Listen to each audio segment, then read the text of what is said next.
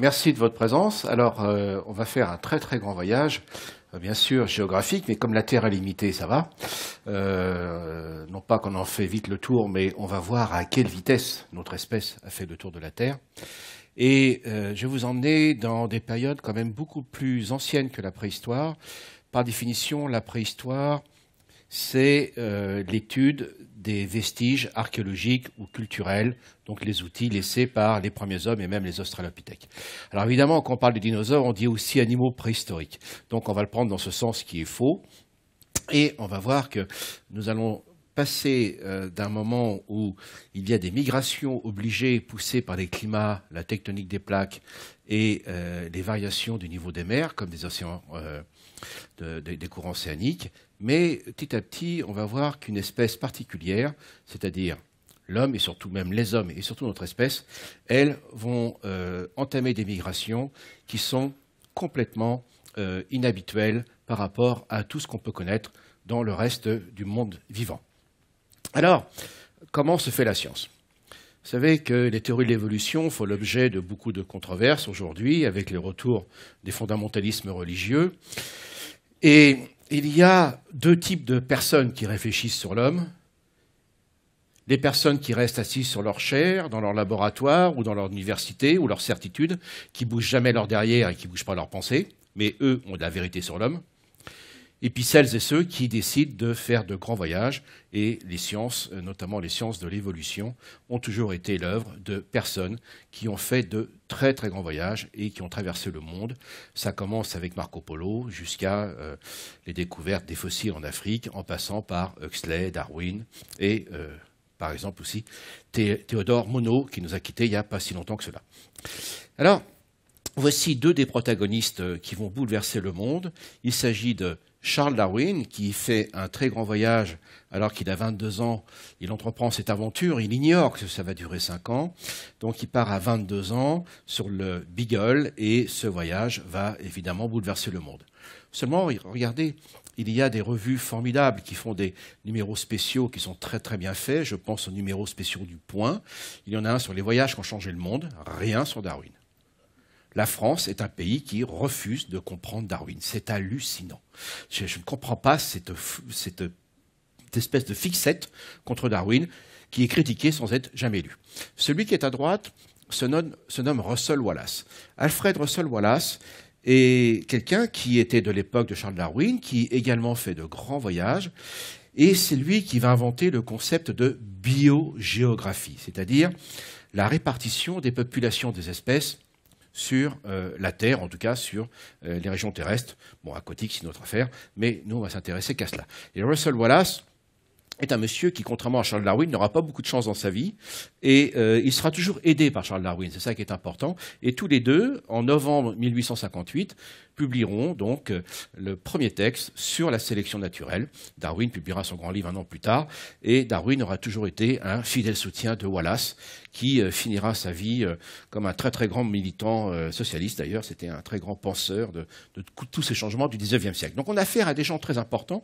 D'un côté, la famille Darwin va contribuer à faire le monde tel que nous le connaissons aujourd'hui, d'un point de vue industriel et social, et Russell Wallace y participera d'une autre manière. Donc on a affaire à des gens qui bougent, qui vont voir les biodiversités, qui voyagent, qui se confrontent aux autres, mais qui ne sont jamais des personnes qui restent complètement en dehors des préoccupations de leur temps. Donc de grands scientifiques. Donc voici ce fameux voyage du Beagle qui va changer le monde, ça va durer 5 ans. Et tous les voyageurs qui sont à pied, à cheval, c'est Darwin, et en bateau, Darwin faisait les trois, eh bien, c'est des gens qui prennent le temps de se déplacer et de rencontrer les autres. Et ces personnes vont découvrir les diversités, qu'elles soient d'ailleurs naturelles ou culturelles. Et chemin faisant, ils vont finir par comprendre que ces diversités viennent d'une histoire. La découverte de l'évolution, mesdames et messieurs, ce n'est pas la mise en évidence des fossiles, c'est parce que vous avez de grands voyageurs qui ont été capables de comprendre que selon les régions du monde, il y avait des populations qui se ressemblaient ou qui se ressemblaient moins. Et c'est comme ça que le voyage parmi les diversités est celui de l'ouverture vers le temps profond, comme disait Stephen Jay Gould, donc l'évolution. Charles Darwin donc, est un immense scientifique, comme vous le savez, et en 1871, il publie La filiation de l'homme en relation avec la sélection sexuelle, ou par le sexe, comme on dit maintenant en France. Et dans son livre, il fait l'hypothèse que les origines de l'homme sont africaines. D'ailleurs, Darwin, dans L'origine des espèces, en 1859, ne parle pas des origines de l'homme. Pas plus que Jean-Baptiste de Lamarck, d'ailleurs, exactement un demi-siècle plus tôt. Mais cependant, tout de suite, il va y avoir des dérives qui vont donner le racisme pseudo-scientifique. Et Darwin, en 1871, produit un livre extraordinaire dont on reparlera en conclusion avec les hommes de Néandertal. Et là, il fait l'hypothèse que nos origines à nous sont africaines. Et comment est-il capable de mettre en place cette hypothèse? Bien, grâce à son ami Thomas Huxley, le grand-père d'Aldous et de Julian, Thomas Huxley, donc un jeune homme fougueux et extraordinairement brillant, eh bien, il a une bonne connaissance des grands singes. Et c'est intéressant parce que Darwin n'a quasiment jamais mis les pieds en Afrique. Il est passé au Cap-Vert 2 fois, à l'aller et au retour. Il est passé au Cap de Bonne-Espérance, mais Darwin n'a jamais visité l'Afrique. Et comment est-il capable de nous dire que nos origines sont africaines? Eh bien, il se trouve que l'homme est partout. Comment, pourquoi? Et déjà, Darwin, dans ses voyages, notamment en Amérique du Sud, il perçoit bien que ces Amérindiens, ce sont des populations qui se ressemblent, mais aussi avec des différences. Et Darwin sera le premier à faire 2 hypothèses. Et ça, c'est dans son autobiographie. La première en disant que toutes ces ressemblances et ces différences proviennent d'une histoire. Donc il va être le premier, mais dans les années 1840, à dire que les Amérindiens peut-être ont une histoire commune et qui viennent d'ailleurs. Et deuxièmement, comme il découvre des fossiles, il est premier à se poser la question, mais est-ce que l'homme ne serait pas déjà le responsable de la disparition des grandes faunes qu'il découvre, des faunes de la préhistoire, qui au passage peuvent vous surprendre. Dans le meilleur film qui a jamais été fait sur la fin de la préhistoire actuellement, c'est L'âge de glace numéro 1. C'est parfait. Ah non, mais c'est exactement ça. C'est l'âge de glace numéro 1. C'est vraiment les faunes de la fin de cette époque. Et donc, Darwin a déjà une conscience. Et Darwin, et ça je l'ai écrit dans De Darwin à Lévi-Strauss, mon livre précédent, enfin, oui, c'est pas le dernier, c'est donc l'avant-dernier. Et Darwin a déjà conscience que l'expansion du mode de vie occidental est un danger pour l'avenir de la planète. Vous vous rendez compte, ce jeune homme, il n'a même pas 30 ans, 40 ans, il combat le racisme et il prend conscience que l'expansion du mode de vie occidental, en apportant des maladies, de nouveaux modes de production, de nouvelles formes d'économie, de nouvelles formes de dépendance, présente certainement un danger pour l'avenir de l'humanité, en tout cas une menace, parce que le danger, alors qu'on est en pleine époque de progrès, c'est pas encore ça, mais déjà il le perçoit. Donc vous voyez, comme quoi cet homme avait une belle perception, et j'ai toujours pas dit pourquoi il pense que nous venons d'Afrique, mais l'homme est partout, et il dit quelle est l'espèce la plus proche de l'homme dans la nature actuelle. Il pense que c'est les chimpanzés, son ami Thomas Huxley pense que ce sont les gorilles, mais il met en place quelque chose qui est extrêmement puissant et que l'on va voir, notamment pour l'expansion de notre espèce, c'est que si 2 espèces se séparent, forcément, si elles se séparent d'une population ancestrale, eh bien, il va y avoir une région géographique à partir desquelles elles vont diverger. Et on appelle ça la vicariance. Et donc, l'homme, on ne sait pas d'où il vient, mais si les chimpanzés, c'est une hypothèse, n'ont pas quitté le berceau originel de nos origines communes avec nous, les hommes d'aujourd'hui, les chimpanzés ayant évolué également pour leur propre compte, ils ne sont pas restés en panne d'évolution, il dit que nos origines sont africaines. Eh bien, mesdames et messieurs, il va falloir attendre un siècle avec Louis Leakey, Yves Coppens et compagnie pour qu'on admette nos origines africaines. Alors comment? Et donc, ce qu'il faut bien comprendre, c'est que les relations de parenté, lorsqu'on est capable de très bien définir quelles sont les espèces qui se ressemblent les plus les unes aux autres, eh bien, on est capable de faire des hypothèses vérifiables, testables, donc scientifiques, sur les migrations du passé. Mais je vais vous emmener à une époque qui est beaucoup plus ancienne. Nous sommes à la fin de l'Éocène, c'est-à-dire une période qui est vers 40 millions d'années. Et à cette époque-là, à l'Éocène, la Terre a une température moyenne par rapport à aujourd'hui de 15 degrés supplémentaires. Vous savez qu'avec les 2 degrés qui vont nous tomber dessus, à minima, on ne va pas rigoler dans 50 ans, enfin nos enfants. Là, vous imaginez ce que c'était. Or, il faut imaginer que la Terre, chers amis, était quasiment recouverte de forêts depuis un cercle arctique à l'autre. Et c'est là que vont se déployer ce qu'on appelle les primates, le groupe des mammifères adaptés à la vie dans les arbres. Et on les retrouve, comme vous le voyez ici, en Amérique du Nord, pas en Amérique du Sud, en Europe, en Afrique, en Asie. Et nous avons un premier âge d'or extraordinaire avec des espèces qu'on appelle les adapiformes, etc. Je ne vous embête pas avec ces termes barbares. Mais en tout cas, les radeaux des singes sont les forêts. Quand les forêts rentrent en expansion, les singes partent avec. Quand les forêts rétrécissent, les singes, évidemment, repartent avec. Donc cette période, c'est avant la grande coupure qui avait été décrite par un paléontologue il y a fort longtemps déjà, un paléontologue suisse, Tellin. Eh bien, il se passe une chose tout à fait monumentale d'un point de vue climatique il y a environ plus de 40 millions d'années, autour de 40 millions d'années. L'Antarctique, qui était relié à l'Amérique du Sud et à l'Australie à l'époque, l'Antarctique se détache, se déplace au niveau du pôle Sud, et là, vous avez la mise en place d'une formidable glaciaire, et nous avons donc une chute de température de 10 à 15 degrés en moyenne sur la Terre. Et de fait, à partir de là, nous allons avoir une suite de l'histoire pour les singes qui, elle, va se recroqueviller sur l'Afrique. Parce qu'évidemment, cette chute de température, qu'on appelle la grande coupure, font que les forêts se ramassent sur la bande des tropiques, et la suite de notre histoire va devenir donc africaine, avec beaucoup d'incertitudes sur les origines actuellement des premiers singes, également en Asie, parce qu'évidemment on a vu qu'il y en avait, donc je ne vous embête pas avec.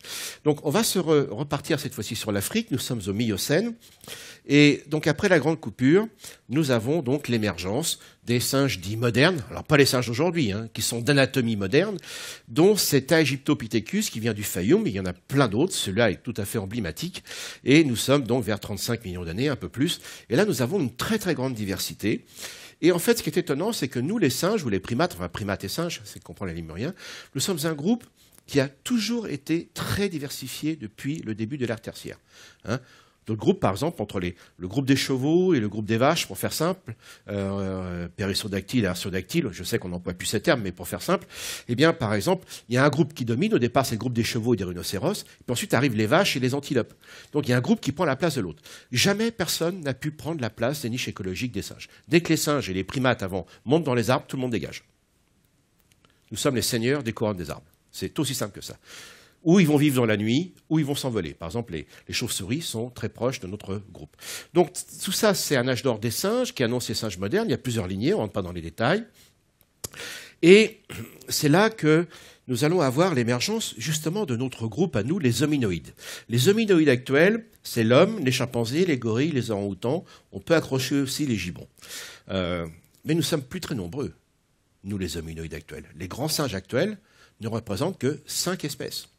Or, lorsque nous sommes en Afrique, dans la deuxième grande période de l'expansion de la lignée des singes, eh bien, nous avons une diversité qui est reconstituée ici, avec, à l'heure actuelle, une centaine d'espèces fossiles de notre famille des hominoïdes, certains qui sont quadrupèdes avec encore une queue et qui sont très arboricoles, d'autres au sol qui sont déjà plutôt massifs, qu'on appelle les proconsuls, et qui ont perdu l'appendice caudal, et d'autres qui commencent comme en haut à droite à suspendre, proches des Morotopithecus. Donc, en fait, c'est notre âge d'or. Nous autres, les hominoïdes, c'est-à-dire les grands singes, le groupe auquel appartient l'homme, hominoïde, ça veut dire qu'il ressemble à l'homme, notre âge d'or, c'était entre 35 et 20 millions d'années en Afrique, enfin plutôt 25 et 15 millions d'années en Afrique, pardonnez-moi, mais ça n'a pas beaucoup d'importance. Voici un de ces beaux fossiles, le proconsul, qui est représenté en bas à gauche. Donc, tout va bien pour nous, et ça va tellement bien que vers 19 millions d'années, l'Afrique va se retrouver à nouveau avec un pont terrestre qui la relie à l'Asie, car à cette époque-là, donc au cours du Miocène, il y avait, enfin au début du Miocène, il y avait une mer épicontinentale qui, en fait, recouvrait le Proche et le Moyen-Orient. Donc, nos chers ancêtres hominoïdes étaient très bien installés dans les forêts d'Afrique, ils dominaient en termes de biodiversité, et à un moment donné, il y a des changements tectoniques qui font que ce qu'on appelait la vieille Tétis, une mer épicontinentale, c'est-à-dire une mer qui est sur les terres, qui est peu profonde, qui relie à la Méditerranée à l'océan Indien, eh bien, cette partie-là va disparaître et un pont terrestre s'ouvre donc entre l'Afrique et l'Asie. Et là, on va avoir d'importants échanges de faune. Évidemment, avec de tels changements climatiques, vous imaginez bien que les forêts et les écosystèmes changent. Et à partir de là, nous autres, les hominoïdes, nous sommes toujours en Afrique, bien sûr, mais là, on n'a plus beaucoup de fossiles pour les périodes après 15 millions d'années, et nous allons nous répartir rapidement sur les franges méridionales de l'Eurasie. Donc, voici le schéma auquel on est confronté. Donc, au départ, pour résumer ce que j'ai dit, mais je vais très vite, avant 35 millions d'années, on avait des ancêtres des primates qui étaient là et là, enfin des primates fossiles.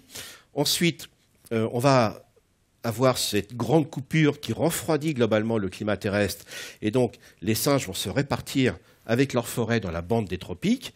On trouve donc des candidats à l'origine des singes dits modernes, à la fois en Asie, mais surtout beaucoup plus en Afrique. Et puis, enfin, le plus important, c'est que en ce qui concerne notre super famille à nous, les hominoïdes, donc vers 20 et 15 millions d'années, nous sommes connus ici.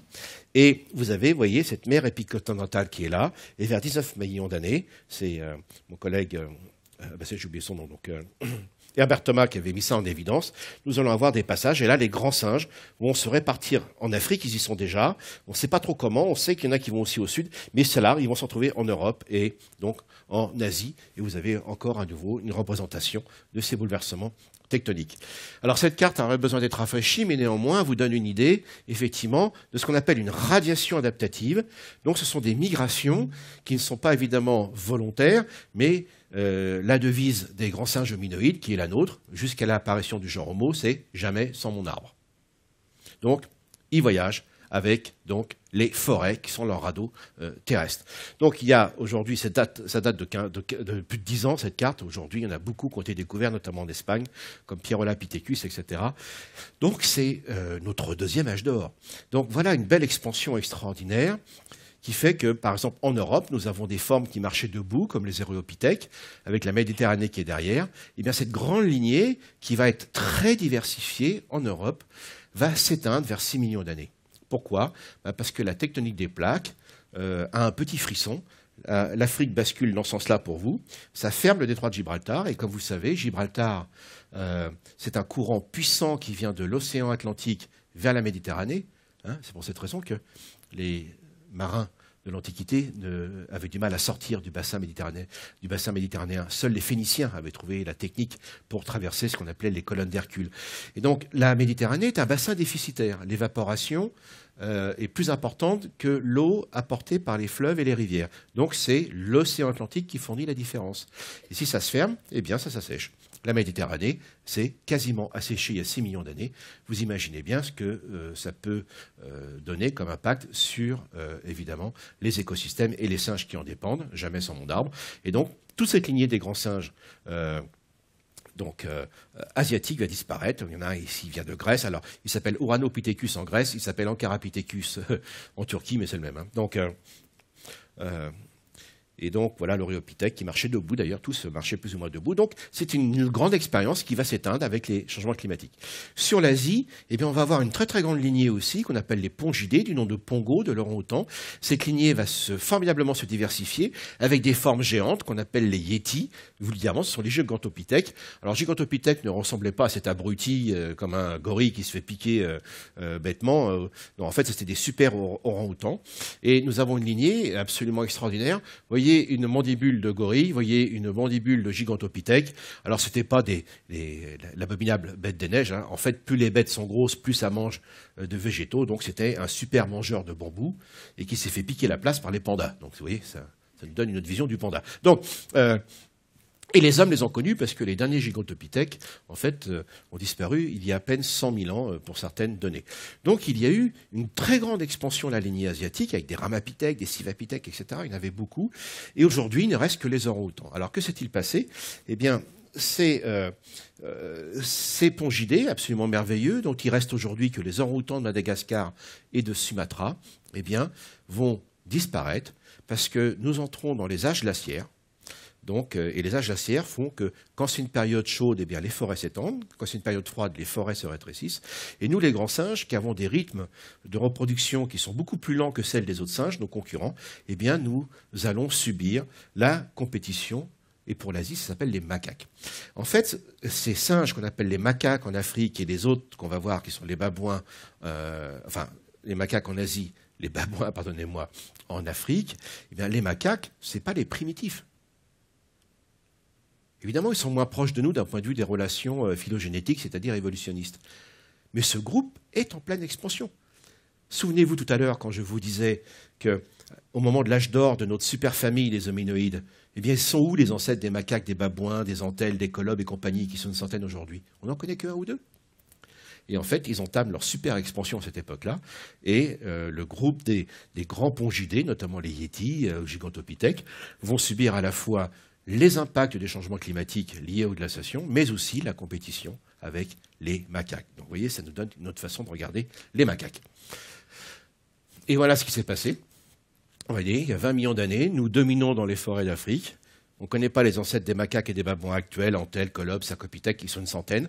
Et vous voyez, au fil du temps, notre biodiversité décroît, cette fois-ci à l'avantage des autres singes à queue qu'on a considérés comme primitifs et qui, en fait, sont en pleine expansion par rapport à nous, en termes de biodiversité, bien sûr, j'entends. Dans ce désastre, en fait, parce qu'on voit bien que notre lignée des hominoïdes est en voie d'extinction dans cette affaire, la seule lignée qui va résister, c'est la nôtre. La lignée africaine, dont on ne connaît pas les origines avant la séparation des chimpanzés et des hommes. Et en fait, la seule lignée qui résiste, c'est la nôtre, dont on connaît la répartition à la fois donc, sur l'Afrique occidentale, centrale, orientale et australe. On va les voir. Et nous, on va avoir fort à faire, non pas avec les macaques, mais avec les babouins. En fait, ces babouins que vous voyez là, il y a une douzaine d'espèces, personne n'est d'accord sur le nombre d'espèces de babouins, mais les babouins que vous voyez là, mesdames et messieurs, ce sont eux qui vont prendre la place de Lucie et des australopithèques. Ce sont des clients sérieux. Donc vous voyez, on vous a toujours raconté l'évolution de l'homme glorieux qui émerge depuis comme ça. Ben, ça ne s'est pas du tout passé comme ça quand vous élargissez votre regard et vous regardez ce qui s'est passé donc, au cours de l'ère tertiaire. Alors on y va pour la lignée humaine. Ben, on a mis du temps à aller en Afrique, notamment en raison de cette devise célèbre de la reine Victoria d'ailleurs, qui dit à l'époque de Darwin, l'homme descendrait du singe, pourvu que cela ne soit pas vrai. Mais si cela devait être, prions pour que cela ne se sache pas. Et en dessous, ça c'est la mienne, cacher ces singes qu'on nous ne saurions voir. D'ailleurs, au passage, je remercie la Cité des Sciences qui a toujours été attentive à ce genre d'approche. Alors, comment on peut voyager et reconstituer les migrations? Eh bien, d'abord, il faut une bonne méthode. D'abord, il faut une bonne approche, ce qu'on appelle la systématique qui permet d'ordonner, de classer les espèces. Eh bien, pendant longtemps, vous l'avez appris comme moi, on disait que voilà, il y a un groupe de grands singes qui est là, qu'on appelait les pongidés, donc l'ancienne terminologie pour eux. Et puis à côté, il y avait l'homme. Alors, on imaginait que tous ces gars-là se ressemblaient les plus les uns aux autres. Et il est vrai que si c'était à côté de moi, ça semblerait à peu près évident. Et puis il y a l'homme comme ça, hop, qui part dans la savane et qui est libéré. Ça, c'est le grand schéma qu'on a tous en tête. De toute façon, on a été nourris depuis la mamelle comme ça. Ce sont nos autologies fondamentales. Alors, ceci dit, ce n'était pas évident de voir les choses autrement, ce que pourtant avaient fait Darwin et Huxley. Et à partir des années 60, on est capable de comparer les espèces, comme on fait des tests de paternité chez nous, ou des tests de maternité. Enfin, en général, les mères savent qu'elles sont les mères de leurs enfants. Pour les pères, c'est plus compliqué, enfin parfois. Et là, du coup, les molécules, ça n'a pas d'odeur, ça n'a pas de poils, ça n'a pas d'écologie, donc il n'y a pas d'a priori. Et en comparant les systèmes sanguins, aujourd'hui, avec les séquençages du génome, eh bien, on s'aperçoit que les relations sont comme celle-ci.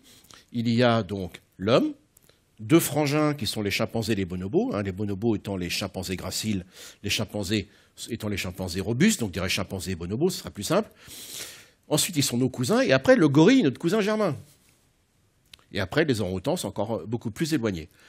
Alors ça, c'est important parce que moi, quand j'ai commencé mes études, dans les années, fin des années 70 en paléanthropologie, alors que je venais du monde de la physique théorique, donc je venais avec une formation de sciences un peu plus dure, je dirais, j'entendais toujours mes enseignants dire « l'homme descend du singe ». Puis un jour, je dis « mais attendez, c'est qui ce singe ?» Depuis Darwin, mesdames et messieurs, on ne s'est jamais occupé des singes pour parler des origines de l'homme. C'est aussi simple que cela. Entre Darwin et moi, personne. Parce que ça semblait une évidence liée à nos théologies, nos philosophies, nos sciences humaines, etc. Et donc, on n'avait pas du tout d'idée sur ce qu'étaient ces relations précises avec les chimpanzés, les gorilles et les orang-outans. Et puis, je me rappelle, je vous ai parlé des civapithèques, ramapithèques. On avait trouvé Lucie en 1974. Moi, 5 ans plus tard, je fais mes études. Et on me raconte encore qu'avant Lucie, c'est peut-être en Asie. Vous voyez ? Donc, quand on dit l'homme descend du singe ou d'un grand singe, on n'est pas capable de faire une hypothèse géographique. Et du coup, c'est la notion de dernier ancêtre commun, donc le DAC, dernier ancêtre commun, qui nous permet de faire 3 hypothèses. Premièrement, d'établir une relation de parenté précise, donc ça, c'est très clair. À partir de là, 3 hypothèses. Vous pouvez avoir une hypothèse sur la date de séparation.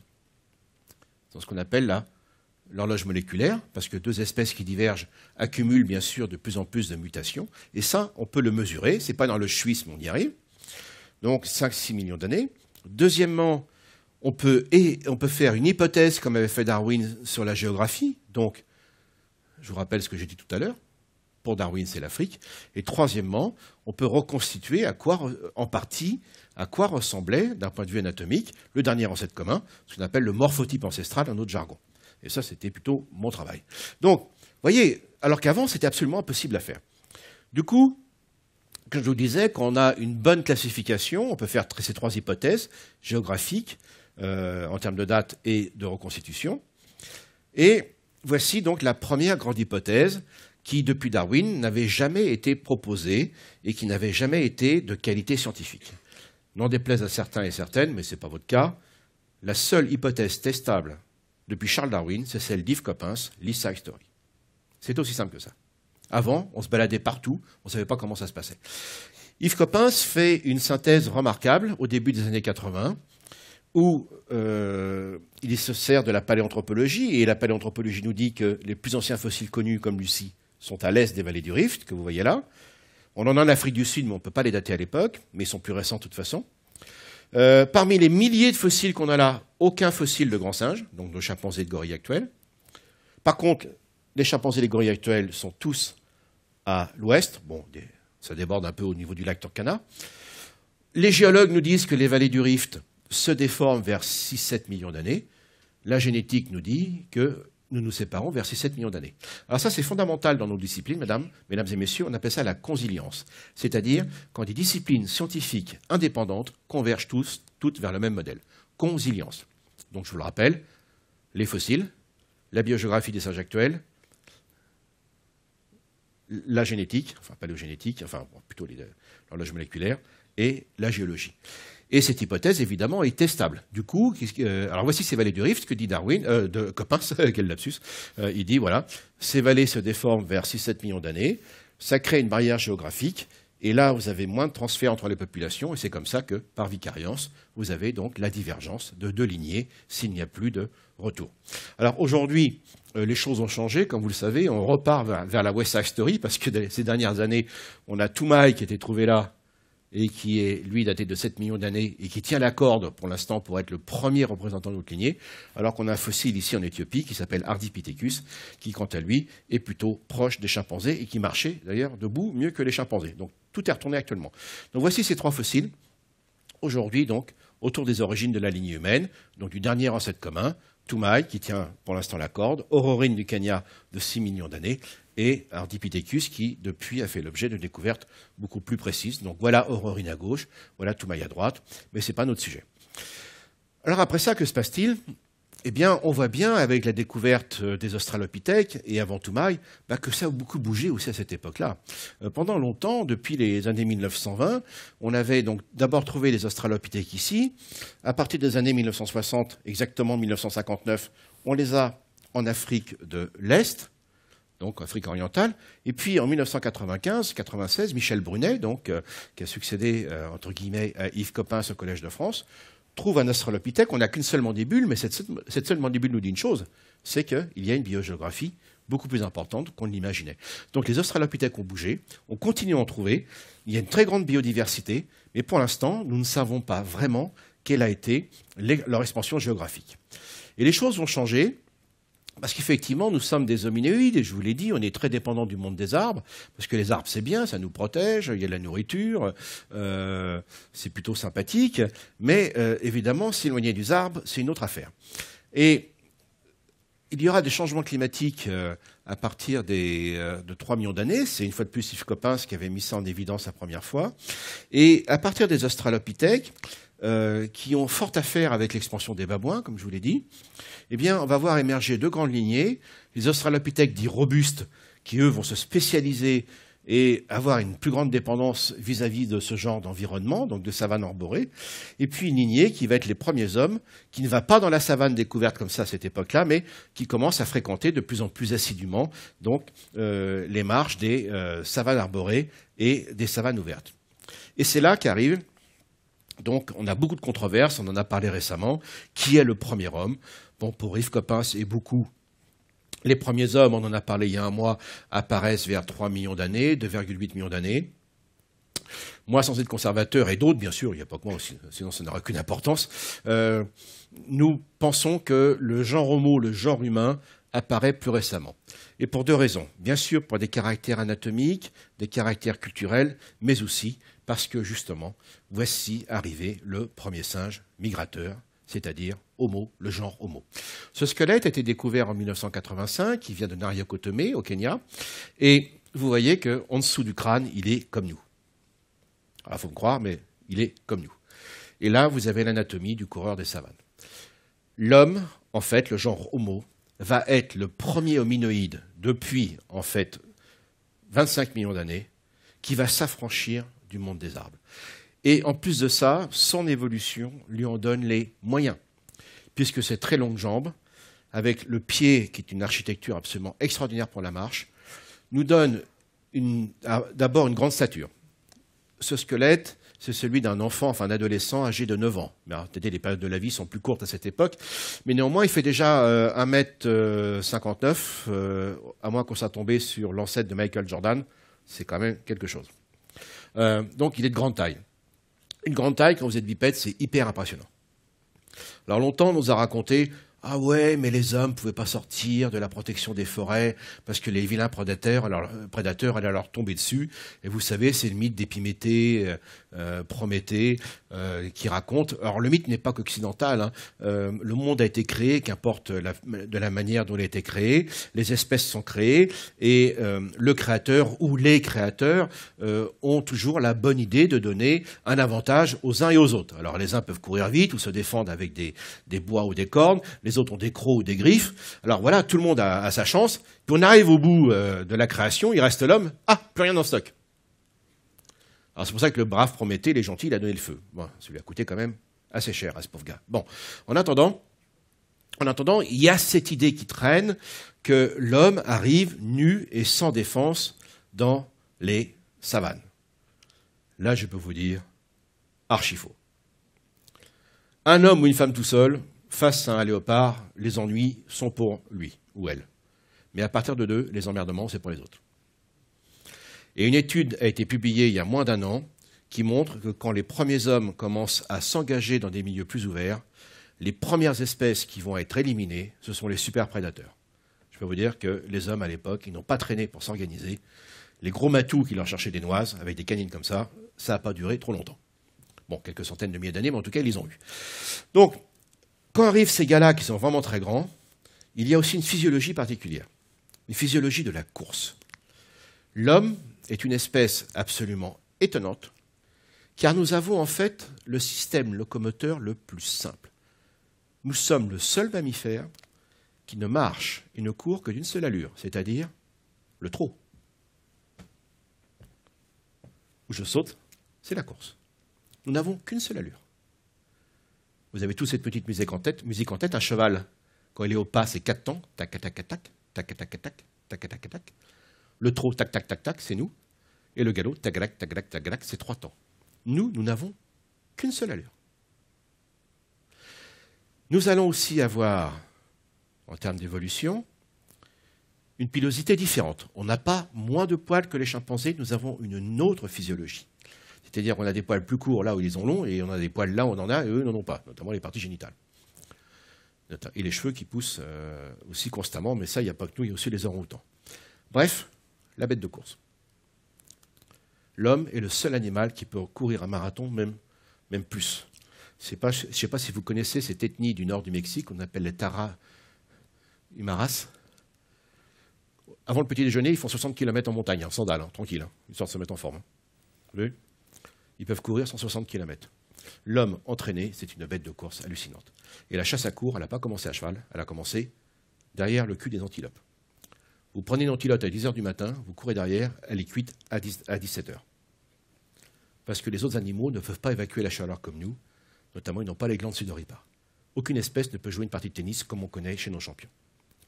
Nous sommes une espèce absolument extraordinaire. Donc d'un seul coup, arrive cet homme puissant, de grande taille. Ça peut vous surprendre ce que je vous dis, mais nous sommes de très très grosses bêtes. Parmi les 200 espèces de primates et de singes, le plus gros c'est le gorille, après c'est nous. Et je ne parle pas des Américains. Et dès que vous dépassez les 40 kilos, ça impressionne. Ça impressionne. Il y a très peu de bestioles plus grandes que nous. Vous êtes impressionnés par les plus grandes que nous, c'est normal. Parmi les 4500 espèces de mammifères, 1700 espèces de rongeurs, le plus gros c'est le capybara, c'est grand comme un épagnol breton. Chez les chauves-souris, 1100 espèces, c'est le vampire, 15 kilos, ça vous fait peur, mais vous faites debout, il fait demi-tour. Hein. D'accord? Chez les prédateurs, un lion et un tigre, ça se négocie difficilement. À partir du léopard, vous pouvez discuter. Mais là, c'est quand même dangereux parce que les peuples d'Amazonie le savent avec les osselets, etc. Mais en gros, un léopard, c'est pas plus gros que nous. Sauf qu'évidemment, s'ils vous cherchent, c'est un peu embêtant. Donc, voilà, nous sommes une grosse bête, et nous sommes donc une grosse bête impressionnante, organisée, et en plus, une grosse bête qui commence à construire son monde. Commence une deuxième coévolution. Jusqu'à présent, je vous ai parlé de notre compétition avec les babouins, avec les macaques, et en fait, ce ne sont pas les espèces qui évoluent, ce sont les écosystèmes. Nous co-évoluons. Et d'ailleurs, puisqu'on parle de migration et de course, ça s'appelle la course de la reine rouge. Hein, ça vient de Lewis Carroll. Nous sommes toujours dans un système d'interdépendance extrêmement complexe avec les micro-organismes, les nourritures, les parasites, les prédateurs, nos compétiteurs, etc. Ce sont les communautés écologiques qui évoluent. Donc ça s'appelle la course de la reine rouge. Ça vient de Lewis Carroll, parce que Alice est avec la reine de cœur, elle court, le paysage les suit. Alice s'étonne de ne pas avancer. Et la reine de cœur lui dit mais pourquoi vous êtes étonnée, ma fille? Écoutez, moi, dans mon pays, quand je marche, quand je cours, je me déplace par rapport au paysage. Et la reine de cœur de lui répondre ma fille, sachez une chose, dans ce pays, il vous faudra courir le plus vite possible pour rester à votre place. Et à partir de là, l'homme va être la seule espèce, notamment parmi les primates et les singes, à pouvoir s'adapter à une grande diversité de systèmes écologiques. En plus de ça, en plus de ses capacités physiologiques et anatomiques et morphologiques que je viens d'évoquer, l'homme, donc, va commencer à entamer une deuxième coévolution, c'est-à-dire ses inventions technologiques et techniques et alimentaires vont façonner aussi sa biologie. Et ça continue aujourd'hui, d'ailleurs. Donc ça, c'est la deuxième coévolution. On a toujours la coévolution avec les micro-organismes, la grippe, hein, c'est un bon exemple, hein, Ebola qui nous tombe dessus, etc. La deuxième coévolution, eh ben, par exemple, la cuisson. Ce n'est pas la cuisson de la viande qui va améliorer votre régime alimentaire. La viande crue, carpaccio, ça va très bien. Tartare, ça va très bien. Par contre, une patate crue, c'est autre chose. Et donc, en cuisant les tubercules, vous récupérez 16 fois plus d'énergie. À partir de là, un verrou physiologique qui, en fait, limitait la croissance du cerveau, qui est l'organe le plus consommateur d'énergie, eh bien, je ne dis pas que ça devait arriver, mais en tout cas, ça va faire sauter ce verrou physiologique, et l'homme, donc, va développer ses capacités cérébrales, et donc, les techniques et les cultures vont maintenant faire partie de notre évolution. Donc, vous voyez, vous mettez en même temps nos techniques, nos innovations culturelles, plus nos capacités physiologiques et biologiques, eh bien, vous avez une espèce qui va commencer à dominer le monde.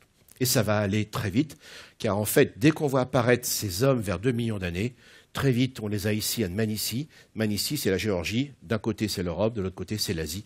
Et très rapidement, donc, le genre Homo va se déployer sur ce qu'on appelle l'ancien monde, c'est-à-dire l'Afrique, l'Europe et l'Asie.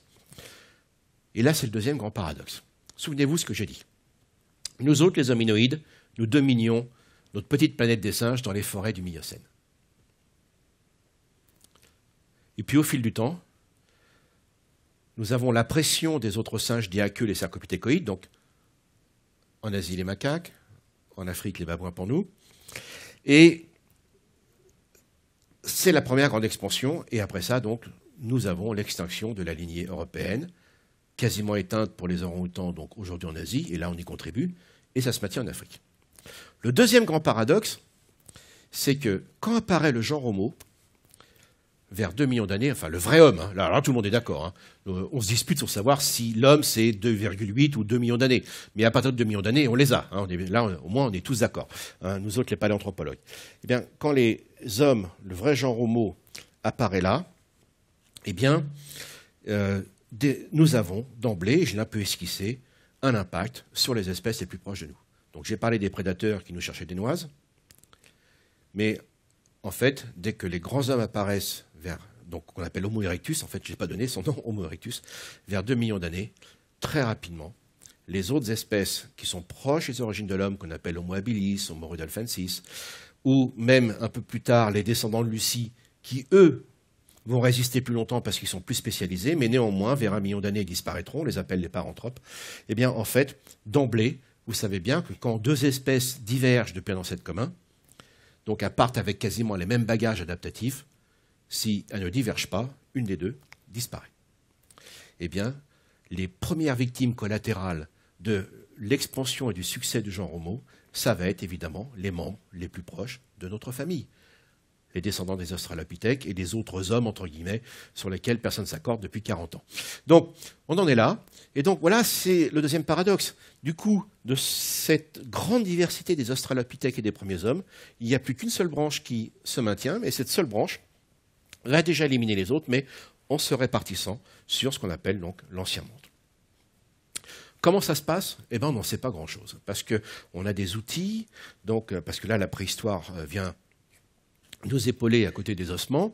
En gros, on n'est pas capable de vous dire si on a plusieurs lignées ou une seule lignée, si tout le monde bouge. Il est sûr que ça bouge, mais personne n'est capable, sur les données, qui sont de plus en plus nombreuses, d'établir un schéma cohérent. Donc voilà le schéma sur lequel nous allons nous asseoir maintenant. C'est qu'en gros, donc, nous allons sortir d'Afrique. Nous sommes toujours en Afrique, bien sûr. Hein. Donc Homo ergaster, qui est la forme, c'est ce squelette qu'on a vu tout à l'heure, ou c'est l'Homo erectus africain, c'est pareil. Et là, aujourd'hui, voilà le schéma sur lequel nous sommes. Vous avez une lignée qui va aller sur l'Asie, qu'on appellera les Homo erectus au sens strict. Et cette lignée que l'on suit à Java, c'est là qu'ils ont été découverts en premier, ensuite en Chine, Zougoudienne, maintenant on en a un petit peu en Inde, les découvertes s'accumulent en Chine, on n'a pas grand-chose sur le centre de l'Asie, on commence à en avoir du côté de la Malaisie et du Vietnam, mais ils sont quand même assez récents, ce n'est pas des Homo erectus. En gros, on a cette lignée d'Homo erectus sur l'Asie, et puis vers 800 000 ans, on y reviendra tout à l'heure, il y a eu un événement qui est très discuté, très discutable néanmoins.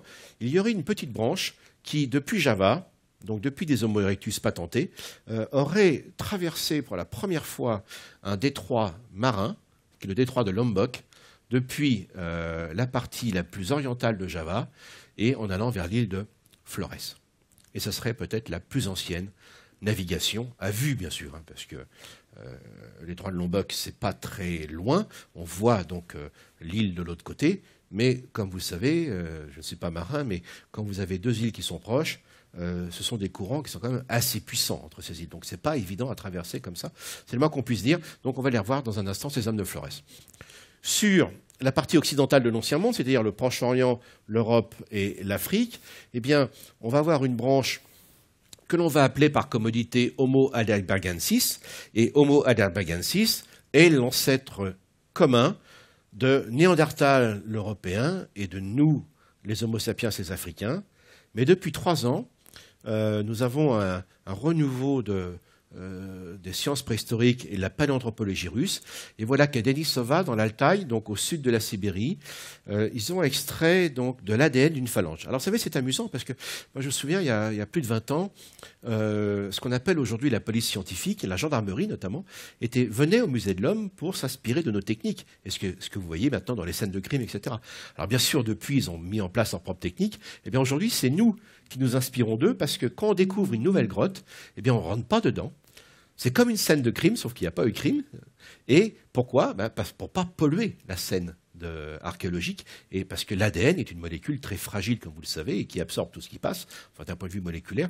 Et donc voilà, c'est un juste retour des choses qui est assez intéressant. Et justement, on n'a qu'une seule phalange de Denisova, une phalange. On sait que c'est une femme, on extrait l'ADN, et voilà que nous sommes confrontés à une lignée mystérieuse, dont l'étude de l'ADN mitochondrial. Je rappelle que nous avons 2 types d'ADN, hein, l'ADN de nos cellules qui, au moment de la méiose, se répartit en chromosomes, et donc c'est celui qui nous sert pour la reproduction et évidemment et qui code pour les caractères que nous avons.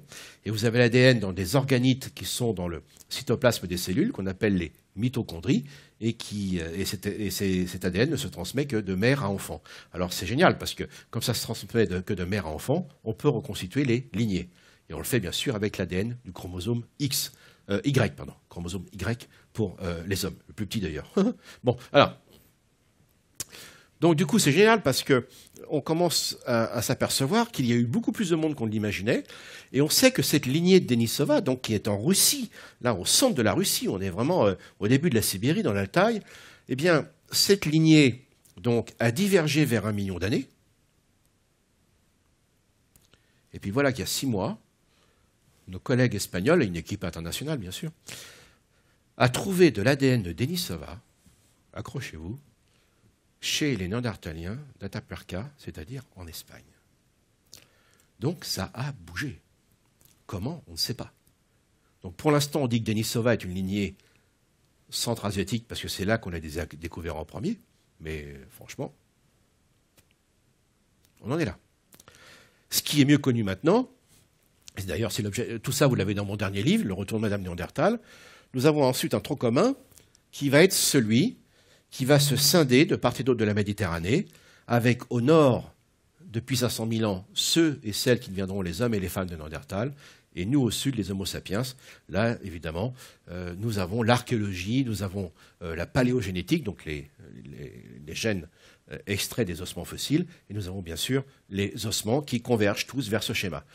Donc imaginez, mesdames et messieurs, qu'il y a à peine 40 000 ans, c'est-à-dire hier, il y avait sur l'Ancien Monde, Afrique, Europe, Asie, il y avait peut-être 4 espèces d'hommes différentes. Nous étions, parce que les fossiles l'indiquent, nous les Homo sapiens, nous sommes ancrés sur l'Afrique depuis 200 000 ans, 300 000 ans, et nous allons jusqu'au sud du Proche-Orient. Au nord de la Méditerranée, c'est Néandertal, mais on vient de s'apercevoir que ce gars-là aussi bougeait beaucoup, parce que grâce à l'ADN fossile, on sait qu'ils allaient jusqu'en Sibérie. Donc Néandertal, hein, vous avez tous joué au risque, le jeu là de stratégie. Vous savez qu'on ne peut jamais tenir l'Asie. C'est impossible. On perd si on veut tenir l'Asie au risque. Eh ben, Néandertal l'a fait lui. Okay, donc il a tenu depuis l'Atlantique jusqu'à la Sibérie. Ensuite, ces mystérieux et mystérieuses hommes et femmes de Denisova, qui eux se baladaient, et puis les petits hommes de Flores. Et je pense qu'on n'est pas au bout de nos surprises. Donc voilà l'état de la Terre il y a donc environ 40 000 ans. Ça c'est Néandertal, bon, je vais tout de suite passer à la prochaine.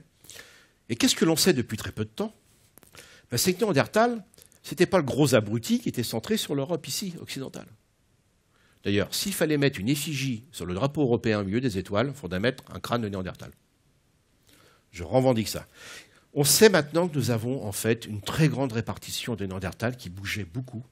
Et Néandertal, nous sommes capables de définir 3 grands groupes. Les Néandertaliens dits classiques qui sont sur la France, l'Allemagne, la Belgique et l'Europe centrale. Ceux que j'appellerais du Club Med, mais aucun rapport avec la dette. Donc ils sont en Espagne, en Italie, sud de la France, jusqu'en Grèce, qui sont moins prononcés dans leur caractère, et tout un groupe qu'on avait complètement négligé jusque-là, qui est celui-ci qui est réparti depuis le Proche-Orient, qui passe par le corridor de la mer Noire. Alors, dans mon dernier livre, Le Retour de Madame Néandertal, vous découvrirez qu'effectivement, nous avons des relations sexuelles avec eux, et qu'on le sait depuis très peu de temps. Alors, j'ai oublié le nom russe ici, mais c'est Okalinov, je crois. Nous avons Néandertal qui est jusque-là. Alors, tout ça, ça bouge. Tout ça, ça bouge parce que, justement, nous avons les ossements qui ne sont pas assez nombreux, mais heureusement, nous avons les traces de gènes. Et ce qui est assez passionnant, comme je vous l'ai dit, on a découvert les premières traces de Denisova dans ce coin-là, et on a des traces ADN ici. Donc ça veut dire que Denisova et Néandertal, ça bougeait et ils ont fricoté ensemble. Mais on va voir que c'était le cas aussi pour nous. Donc qu'est-ce qui fait que ces hommes et ces femmes bougent? Eh bien, il y a quelque chose quand même de particulier dans le genre Homo. Je ne parle pas que de notre espèce. Car depuis que le genre Homo est apparu en Afrique il y a 2 millions d'années, franchement, il n'est pas poussé que par les changements climatiques. Si ce n'est que vers 2 millions d'années, l'homme ne sort pas seul d'Afrique. L'homme va sortir avec les communautés écologiques savanicoles. C'est-à-dire que vers 2 millions d'années, la communauté écologique de la savane africaine, qui est celle du lion, qui est celle des antilopes, qui est celle des babouins gélada, qui est celle des guépards, enfin les ancêtres de ceux d'aujourd'hui, tout ça bouge ensemble. Donc pardonnez-moi pour l'expression triviale, je ne veux pas être vulgaire, mais ils suivaient le cul des antilopes. Et les lions qui combattaient dans le Cycre Maxime, comme les lions que l'on voit peints dans la grotte Chauvet, sont issus de cette migration hors d'Afrique de ces communautés écologiques. Mais quand la communauté du lion savanicole arrive à l'est, sur les marges de l'Inde, là, il y a une autre communauté, qui est celle du tigre. Le tigre est au lion, ce que les daims et les cerfs sont aux antilopes et aux gazelles. Et là, vous ne passez pas. Car je vous ai dit, ce sont les communautés écologiques qui évoluent. Donc une communauté écologique qui se déplace, rentrer dedans, ça ne va pas être évident. Donc il y a une espèce de répartition entre l'Est et l'Ouest qui fait que nous aurons les communautés écologiques issues de l'Afrique savanicole qui va se répandre sur l'Europe, bien sûr sur l'Afrique, une partie du Proche-Orient et un petit peu sur l'Asie dite mineure. Mais de l'autre côté, nous avons, en fait, dans une grande diagonale, nous avons donc, donc ici, c'est donc les lions vont sortir avec les hommes, etc., ils vont aller jusque-là, et là, vous avez une grande diagonale, et là, ça ne passe pas, c'est le tigre, avec ses communautés écologiques. La seule espèce qui passe, c'est l'homme. L'homme est la seule espèce, à partir de déjà cette époque-là, qui est capable de s'installer dans tous les systèmes écologiques. C'est la seule espèce. Les lions n'y arrivent pas, les tigres n'y arrivent pas, les antilopes n'y arrivent pas, etc. Seul l'homme est déjà dans une espèce de puissance écologique, comme j'emploie ce terme, qui lui permet de s'installer partout. Donc, voilà le monde tel qu'il était il y a encore 40 000 ans. Et puis, ben voilà ces fameux lions de la grotte Chauvet. Hein, et c'est là que nous allons, nous, les Homo sapiens, entamer notre expansion.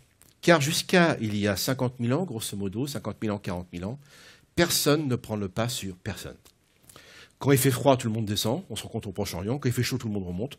Donc vous avez donc des migrations forcées, donc poussées par les changements climatiques, mais aucune espèce, la nôtre Homo sapiens, ne prend le pas sur Néandertal ou ne prend le pas, Denisova, on ne sait pas trop, Flores, ils sont dans leur coin. Mais en tout cas, il n'y a pas de mouvement majeur d'une espèce par rapport à l'autre à travers les migrations de ces populations.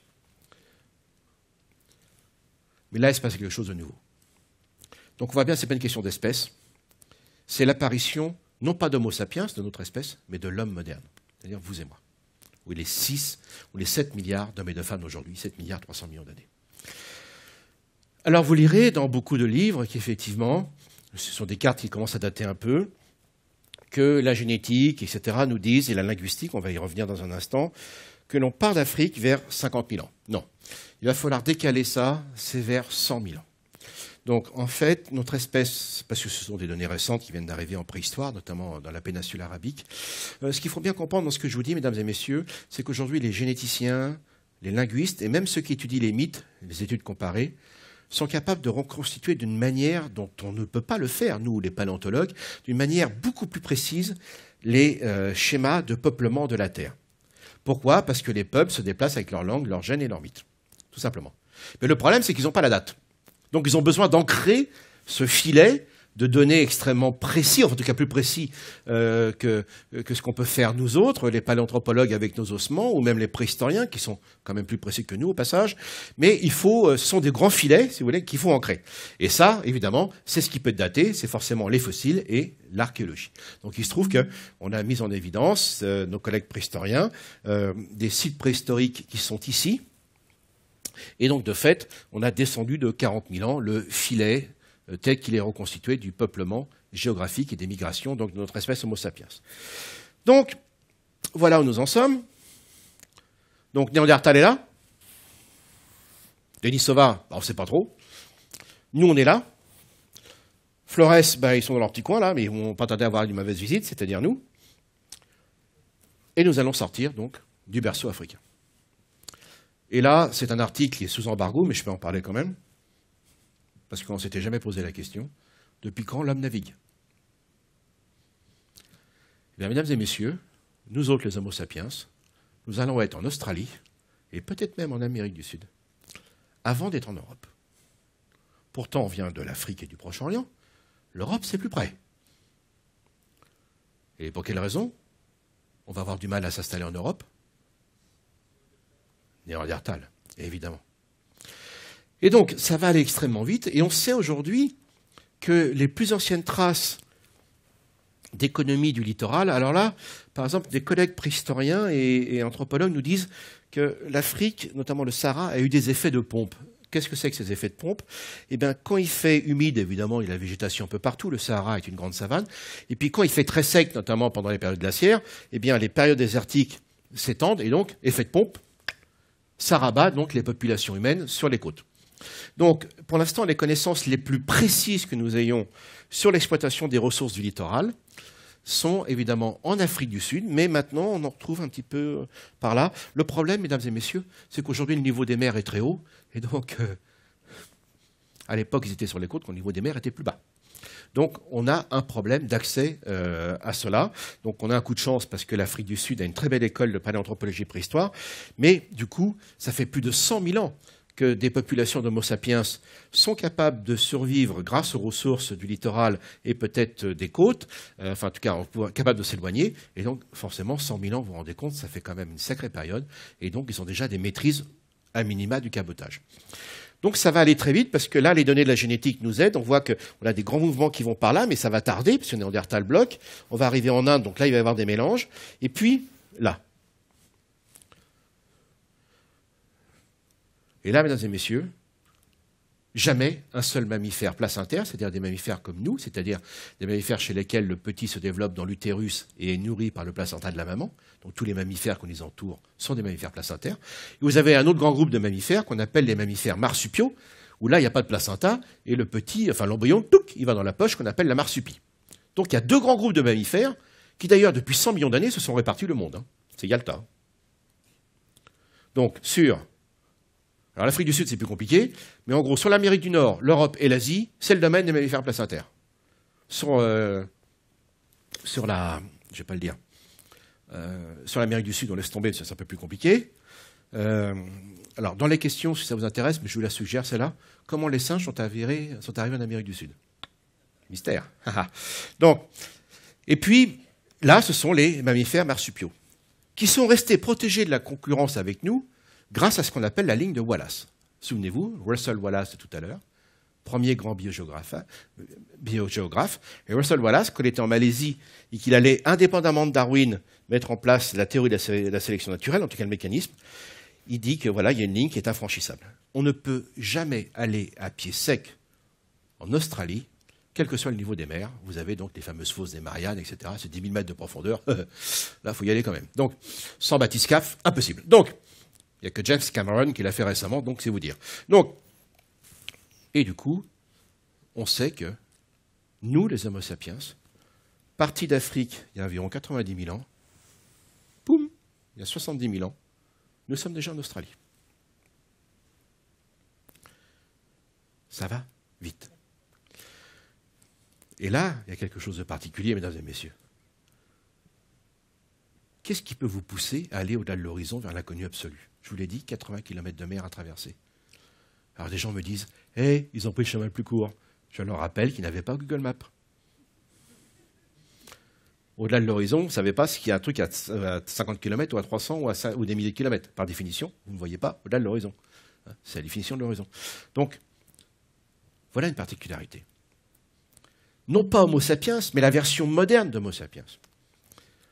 Et peut-être la seule espèce, depuis les origines de la vie, qui migre de sa propre volonté. Et ça, c'est quand même assez hallucinant. Et nous sommes la seule espèce qui va s'installer partout dans le monde. Alors vous me direz, il y a les chiens, mais sans nous, les chiens, ils ne seraient pas passés. Hein. Puis nos puces, forcément, mais à voyager avec nous, hein, d'accord? Donc, et les poux et compagnie. Et ça va être pareil. Alors, vous savez ce qui est incroyable, c'est que maintenant, parce que j'ai regardé ce qui se passe en Amérique du Sud, ici, dans le Kimberley, vous avez des peintures rupestres qui datent de 60 000 ans, avec des bateaux. Et je peux vous dire que ce n'est pas la petite pirogue. On retrouve le même dessin à Pedra Furada. Et Pedra Furada, c'est en plein milieu du Mato Grosso. Et ça date de 50 000 ans. Alors les Américains qui ont déjà du mal du Nord à digérer le fait qu'il y a eu des Amérindiens qui sont arrivés de l'autre côté avant le Mayflower, vous imaginez bien comme ils ont du mal à avaler la pilule de l'Amérique du Sud qui aurait été peuplée peut-être 30 000 ans avant l'Amérique du Nord. Alors les Latinos adorent. Les Yankees, moins. Et on est en train de s'apercevoir que les Amériques s'étaient peut-être visitées du Nord ou du Sud beaucoup plus tôt qu'on l'imaginait. On a des tas de controverses à l'heure actuelle qui sont absolument fascinantes. Donc tout ça, ce sont des données extrêmement récentes. Ce sont des polémiques qui sont bien sûr tout aussi récentes. Mais voilà comment on arrive à reconstituer ce peuplement de la Terre. C'est que, en effet, comme je vous l'ai dit, les peuples voyagent avec leur gènes, leur langue et leur mythe. Alors je donne un bon exemple.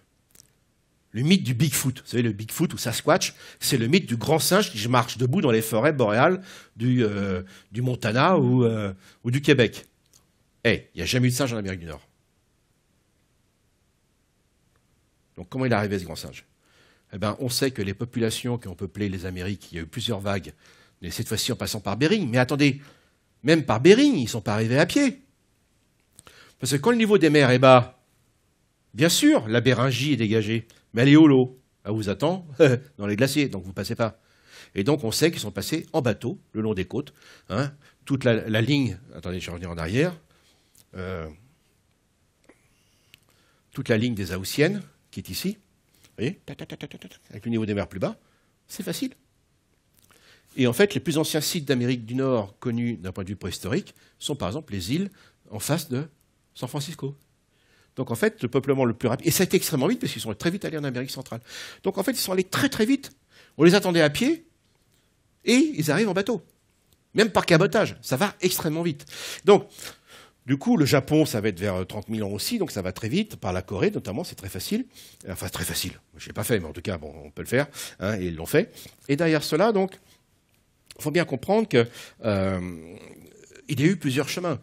Il y a, pour l'Amérique du Nord, justement, des résultats assez bien établis depuis longtemps qui montrent qu'effectivement, on a eu plusieurs vagues, 3 vagues bien déterminées par les gènes et par les langues, et par exemple pour les mythes. Alors ça, ce sont des résultats très récents. Hein.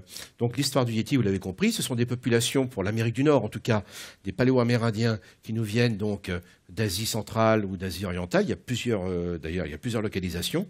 Et évidemment, ces peuples ont voyagé avec leur langue et leur gène, mais leur mythe. Donc le mythe du Bigfoot, en fait, c'est le Yéti, c'est-à-dire notre gigantopithèque que connaissaient les premiers Homo sapiens lorsqu'ils se baladaient sur les contreforts de l'Himalaya. Donc le Yéti, il a voyagé dans la tête, il est devenu Bigfoot. Donc, alors ça nous permet de reconstituer évidemment par consilience, parce qu'effectivement, les gènes et les langues, c'est pas les gènes qui nous font parler une langue, et les langues racontent les mythes, mais ça ne raconte pas le contenu du mythe. Et bien, tous ces schémas-là se superposent et nous permettent de reconstituer de manière de plus en plus précise, effectivement, ce peuplement, à condition, bien sûr, qu'il soit bien ancré par des datations et des données donc de la préhistoire et de la paléanthropologie. Donc voilà comment on travaille tout ça aujourd'hui. Et du coup, ça nous amène à ces histoires de première migration, alors pas à pied cette fois, mais de migration maritime. Et je reviens un petit peu en arrière avec les petits hommes de Flores. Alors ça, c'est une chose qui est générale dans l'évolution.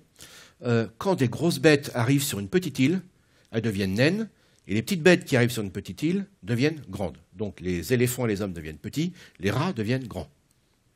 Vous avez vu ? Donc, à partir de là, eh bien, ça ne va pas louper. Il y a certainement vers 800 millions d'années, si on accepte cette théorie qui est basée sur certains faits assez vérifiables, je dois dire, eh bien, certainement qu'il y a eu chez les Homo erectus de Java vers 800 000 ans des problèmes liés au volcanisme.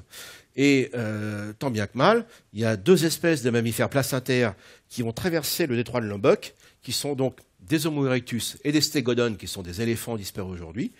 Et tous sur l'île de Flores vont évoluer vers le nanisme insulaire. Et d'ailleurs, les hommes de Flores, qui ne faisaient pas plus d'1 mètre, on les voit ici, ils avaient de grands pieds. C'est très marrant. Alors nous, on les appelle les Lilliputiens. Nos copains anglo-saxons les appellent les hobbits, hein, chacun sa culture. Hein. D'accord. Bon, en attendant, ils dépassaient pas les 1 mètre, ils n'étaient pas plus grands que Lucie, le cerveau était très peu développé.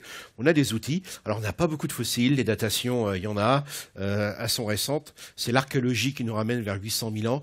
Mais en attendant, il est très clair que là, il y a eu un passage qui s'est fait via l'île de Komodo, où là, il y a quand même les varans qui sont pas très sympathiques, mais on n'est pas loin d'une des lignes de biogéographie mise en évidence par Wallace. Donc voilà cette Voie lacéa. Vous voyez, donc on ne peut jamais traverser à pied sec.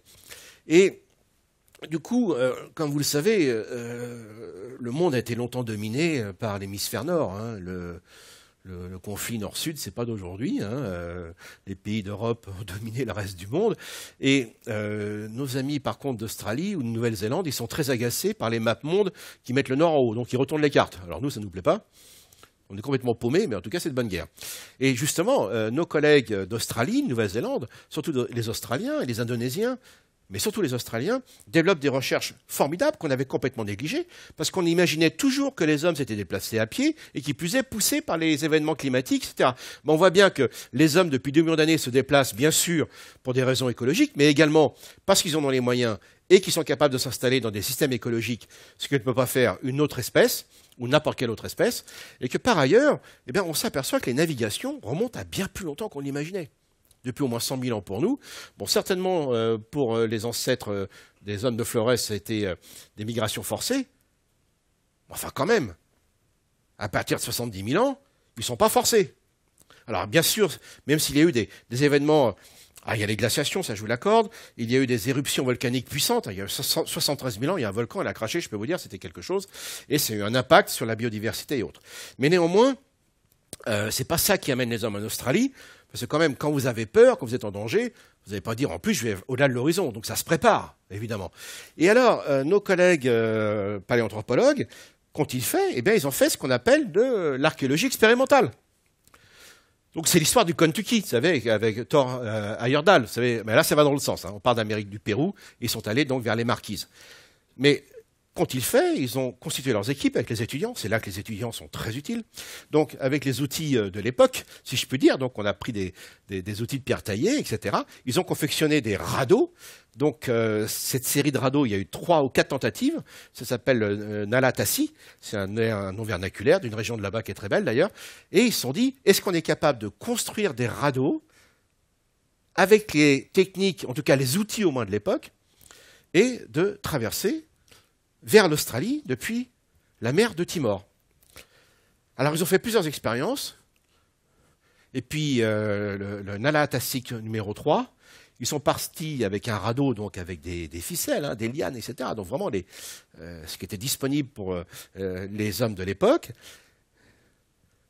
Et après 10 jours de navigation, ils ont accosté en Australie. Et devinez où? La ville de Darwin. C'est trop beau. Ils ne l'ont pas fait exprès. Hein. Attendez, ça a pris 10 jours. Des milliers de kilomètres. 7000 kilomètres en 10 jours. Donc, c'est complètement possible. Donc, les expériences montrent que l'homme navigue depuis longtemps et qu'il est un migrateur, souvent forcé, mais de plus en plus de son propre chef, de sa propre volonté. Qu'est-ce qui le motivait? Qu'est-ce qu'il y avait dans leur tête? Je n'en sais strictement rien. Et l'Océanie, on n'en parle jamais. Enfin, non d'une pipe. Il y a 30 000 ans, ils sont partis de là. 35 000, ils sont allés à 3000 km. L'Australie, c'est middle of nowhere, comme disent les Américains. Qu'est-ce qui amène... Donc ils avaient des connaissances, bien sûr, sur les courants, les poissons, etc., comme le font les océaniens d'aujourd'hui, évidemment. Et d'une dernière grande migration qui peut vous surprendre, quelle est la grande partie du monde qui a été colonisée par l'homme en dernier? Pardon? Non, les Inuits, ils sont depuis 20 ou 30 000 ans. J'aime mieux. Alors, on ne parle pas de l'Antarctique, pardon? Non, c'est Madagascar. Madagascar, qu'on peut appeler le 8e continent tellement c'est grand, Madagascar n'a jamais été colonisé par les hommes avant il y a 2000 ans ou 2500 ans. C'est extrêmement récent. Et les ancêtres des gens de Madagascar, les premiers habitants de Madagascar, ils viennent d'où? Ils viennent pas d'Afrique, alors que c'est à côté. Ils viennent de là, donc d'Indonésie. C'est extraordinaire. Donc les gènes, les langues le confirment. C'est incroyable quand même. Donc vous voyez, ce n'est pas toujours les chemins les plus courts qui sont les plus faciles. Parce qu'effectivement, les hommes de Flores, quand ils ont dû passer par le détroit de Lombok, je peux dire qu'ils n'ont pas dû se marrer, mais je pense qu'ils devaient avoir un volcan aux fesses, donc là, ça vous motive, faut pagayer quand même. Donc, mais on n'en sait pas plus. Okay, mais on sait maintenant qu'il y a vraiment le développement d'une paléanthropologie, d'une archéologie du peuplement des îles, et que ceci a commencé il y a beaucoup plus longtemps, et que la Wallacea de Russell Wallace, il s'en doutait pas, est certainement un des trésors d'archéologie à l'heure actuelle, qui témoigne évidemment de ces migrations volontaires et extrêmement habiles, et avec beaucoup de maîtrise, alors bien sûr il y aura des dégâts, pour cette époque-là. Donc, enfin, c'est quand même extraordinaire d'imaginer quand même qu'ils peignaient les ancêtres des aborigènes, ils peignaient les falaises du Kimberley avant la grotte Chauvet, 30 000 ans avant. Et que peut-être, partis de l'Australie orientale, ils étaient déjà en Amérique du Sud. Et alors pour l'Amérique du Sud, c'est très compliqué, parce qu'il semblerait qu'il y ait eu des passages dans l'Atlantique Sud, dans l'Atlantique moyen, donc par les Açores, peut-être comme l'ont fait les Vikings dans les temps historiques par le nord. Il y a un fossile qui s'appelle l'homme de Kennewick qui a été découvert dans les Rocheuses. Sur sa morphologie, je peux vous dire, alors sur l'os, il faut toujours un peu se méfier. Mais la morphologie, quand même, peut apporter des choses assez précises, quand on est assez fin en morphologie. Et les Amérindiens, d'ailleurs, ne sont pas très contents, ils ne veulent pas qu'on étudie l'ADN, parce qu'il aurait des caractères ostéologiques de la face et du crâne qui évoqueraient les Européens. Et on trouve des pierres taillées d'une magnifique fracture qu'on appelle les points de Folsom, mais là on est vraiment à l'ouest des États-Unis, dont la facture la plus proche d'un point de vue technique et d'un point de vue esthétique aussi se retrouve dans le solutréen. Le solutréen, c'est le sommet de la taille de la pierre taillée de la roche de Solutré, là où elle est Mitterrand, d'accord? Mais c'est pas Mitterrand qui les a faites, hein. D'accord? Ok. Donc, alors, je ne dis pas que ce sont des arguments, mais vous voyez que tout ça est en train de bouger. Pourquoi c'est en train de bouger? Pourquoi on ne s'est pas posé on n'a pas eu ces idées plus tôt? Ben, tout simplement parce que, eh bien, nous pensions que les hommes préhistoriques étaient de gros abrutis, qu'ils étaient poussés par les fauves ou par la faim, qu'ils n'étaient pas capables de prendre des initiatives, qu'ils n'étaient pas capables, effectivement, techniquement, de survivre dans des environnements extrêmement complexes et rigoureux, et surtout de prendre des initiatives, à plusieurs reprises, on l'a vu, combien de fois, on ne sait pas, mais d'aller par-delà les horizons. Donc aujourd'hui, nous sommes en train donc, de reconstituer, vous voyez, cette carte, elle est là, ben, ça ressemble un petit peu à les cartes que nous vendent, vous savez, quand vous prenez l'avion, Air France, où vous avez une carte de toutes les lignes aériennes. Ben, ils l'ont fait, hein, mais eux à pied et en bateau. Hein, vous savez, ces cartes nous montrent tous ces chemins. Donc voilà, tout ça. Donc vous voyez, ils l'ont fait et on a mis tellement de temps à comprendre qu'il s'était passé des choses avant le Mayflower et avant Magellan, qu'effectivement aujourd'hui c'est un monde vaste d'ignorance qui se révèle à nous d'une façon absolument fascinante. Et puis, pour conclure, nous arrivons à la fin de la préhistoire. Nous les hommes, les Homo sapiens actuels, nous partons de là, et on va buter sur Néandertal, j'ai dit. Mais on va buter, mais on va s'aimer. On va se taper sur la figure, hein, les hommes sont les hommes, hein, sur Néandertalien, Homo sapiens. Et dans cette salle, toutes les personnes non africaines ont 2 à 4% d'ADN de Néandertal. D'ailleurs, la fréquence d'ADN de Néandertal que l'on a dans les populations d'Homo sapiens actuels augmente d'ouest en est. Et mon dernier livre parle de ça, parce que ces données sont extrêmement récentes. Parce que quand vous sortez du Proche-Orient, mesdames et messieurs, toum, la direction la plus rapide, c'est quoi? Le corridor de la mer Noire. Et c'est là qu'on a évidemment cet autre groupe de Néandertaliens qui, lui, était moins dérivé. Que s'est-il passé? Donc, jusqu'à 40 000 ans, nous, on est là, Néandertal est là, puis Denis Sauva se balade, mais comment? On ne sait pas. Et là, effectivement, une publication de la semaine dernière, d'ailleurs, nous dit que nous, les Homo sapiens, qui deviennent Cro-Magnons quand on arrive en Europe, nous arrivons en Italie vers 40 000 ans. Donc là, ce sont ceux du Club Med. D'accord? Mais ils disent qu'ils viennent de là. Mais pas forcés. Bon, ils sont passés en bateau. Je veux dire, ce que font malheureusement ces personnes complètement démunies et désespérées qui essaient de traverser de la Tunisie vers la Sicile par l'île de Lampedusa, je peux vous dire qu'ils n'ont pas été les premiers. Hein. Donc, il n'y a aucune raison de les faire passer à pied. Et on est en train de découvrir qu'en fait, ils étaient à Chypre et ailleurs depuis longtemps. Parce qu'on ne s'était pas posé la question, tout simplement, mesdames et messieurs. Alors, il y en a, évidemment, qui arrivent par là, et puis il y en a qui vont tout droit. Et c'est là que c'est intéressant, puisque vous imaginez bien qu'au Proche-Orient, il y a eu toujours des contacts entre ces populations d'Homo sapiens et Néandertal. Et il n'y a jamais eu de rupture génétique totale, comme il y avait entre les Néandertaliens classiques ici et les Africains subsahariens. Donc, ce qu'on est en train de découvrir, c'est que nos migrations nous ont permis aussi d'acquérir des caractères et des adaptations que nous n'avions pas.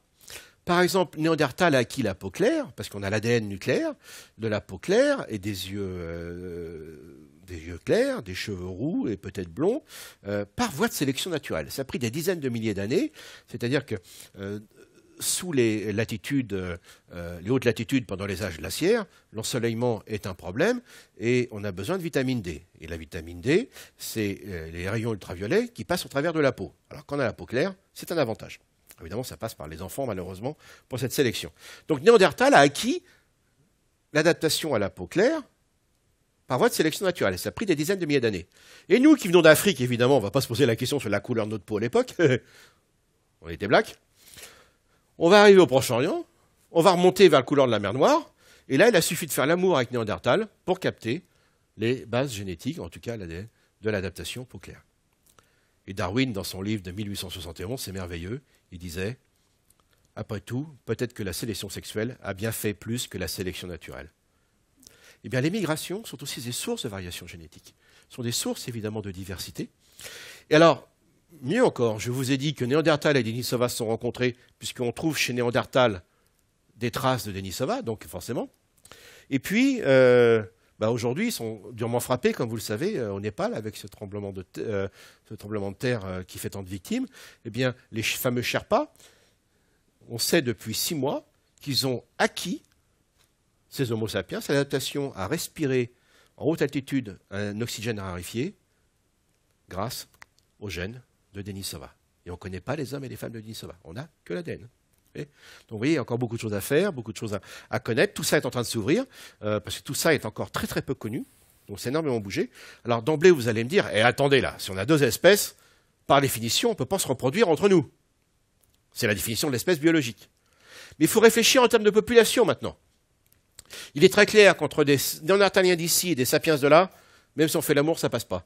Mais s'il n'y a jamais eu totale rupture de flux génétique, eh bien, il est tout à fait possible que certaines bases génétiques passent, en tout cas partie de l'ADN, et c'est ce que les généticiens ont décrit récemment comme l'introgression. L'introgression, ça veut dire quoi? 2 espèces qui sont séparées récemment, eh bien, s'il n'y a pas eu complètement rupture de flux génétique, il est possible qu'une adaptation récente puisse être transférée horizontalement, en tout cas, entre guillemets. Okay, introgression. Alors l'exemple, j'ai découvert il y a peu de temps. Vous prenez, vous savez, le loup et le bar, c'est le même poisson en fait, ce sont 2 espèces sœurs. Eh bien, vous avez le loup en Méditerranée et le bar dans l'Atlantique. Eh bien, on sait que des adaptations acquises par des loups de la Méditerranée orientale, lorsqu'ils se baladent par migration et qu'ils rencontrent les bars qui viennent de l'Atlantique au sud de l'Espagne, eh bien, par mélange, des adaptations acquises du côté du Nil eh bien, vont passer dans l'Atlantique. Donc c'est encore des sources de variation. Donc ce qu'on ignorait, c'est que les migrations, enfin on s'en doutait un peu, mais en tout cas qu'il y a des processus génétiques, enfin des mécanismes génétiques, pardon, qui liés aux migrations participent de captation d'adaptation et aussi de transmission, enfin en tout cas de travail de diversité. Donc c'est quand même assez extraordinaire. Et si on s'arrêtait là, on dirait quand même, c'est extraordinaire cette aventure humaine. Jamais une espèce n'a fait ça. Et si on était des darwiniens un petit peu caricaturaux, on dirait c'est le triomphe d'Homo sapiens. D'une certaine manière, oui, je vous l'accorde. Mais ce triomphe se paye à un prix exorbitant, quand on le sait maintenant. Aujourd'hui, on parle de biodiversité, Darwin l'avait déjà entrevu, et la longue marche d'Homo sapiens, c'est celle que vous voyez en haut à droite. Notre longue marche, notre succès, est passé par des extinctions de plus en plus massives dont nous sommes la cause, tout simplement. Quand notre espèce Homo sapiens va se répartir depuis l'Afrique, eh bien, nous allons finir par faire rendre l'âme à Néandertal. Néandertal n'a pas disparaître. Flores, ça va être rapide. Denisova, on ne sait pas trop, mais ils ont disparu aussi. Lorsque nous allons arriver en Australie, nous allons éliminer toutes les grandes faunes qu'on appelle les mégafaunes de marsupiaux, qui n'ont pas eu le temps de s'adapter. Quand nous allons arriver en Amérique du Nord, les super grands mammifères que l'on voit d'ailleurs à la fin, enfin pour certains en tout cas, de l'âge de glace, eh bien eux non plus n'auront pas le temps de s'adapter. Et d'ailleurs, l'extinction de ces mégafaunes, c'est-à-dire des grands mammifères, hein, des mastodontes, il y a des grands paresseux, eh bien elle est tellement massive que ça a peut-être provoqué un petit âge glaciaire. Je vous explique. Les gros mammifères, ça rote et ça pète. Et les gaz d'euro et de paix, ça fait des gaz à effet de serre. Eh bien, il semblerait que dans une étude qui a confirmé, je vous l'accorde, qui est sortie il y a 1 an et demi maintenant, voire 2 ans, de l'Académie américaine, eh bien, ils ont détecté dans les carottes de glace qu'il y avait une petite variation climatique qui est corrélée à l'extinction massive de ces grandes faunes à cette époque-là. À confirmer. Mais ça montre bien qu'il n'y a pas qu'aujourd'hui que nous avons un impact sur l'environnement.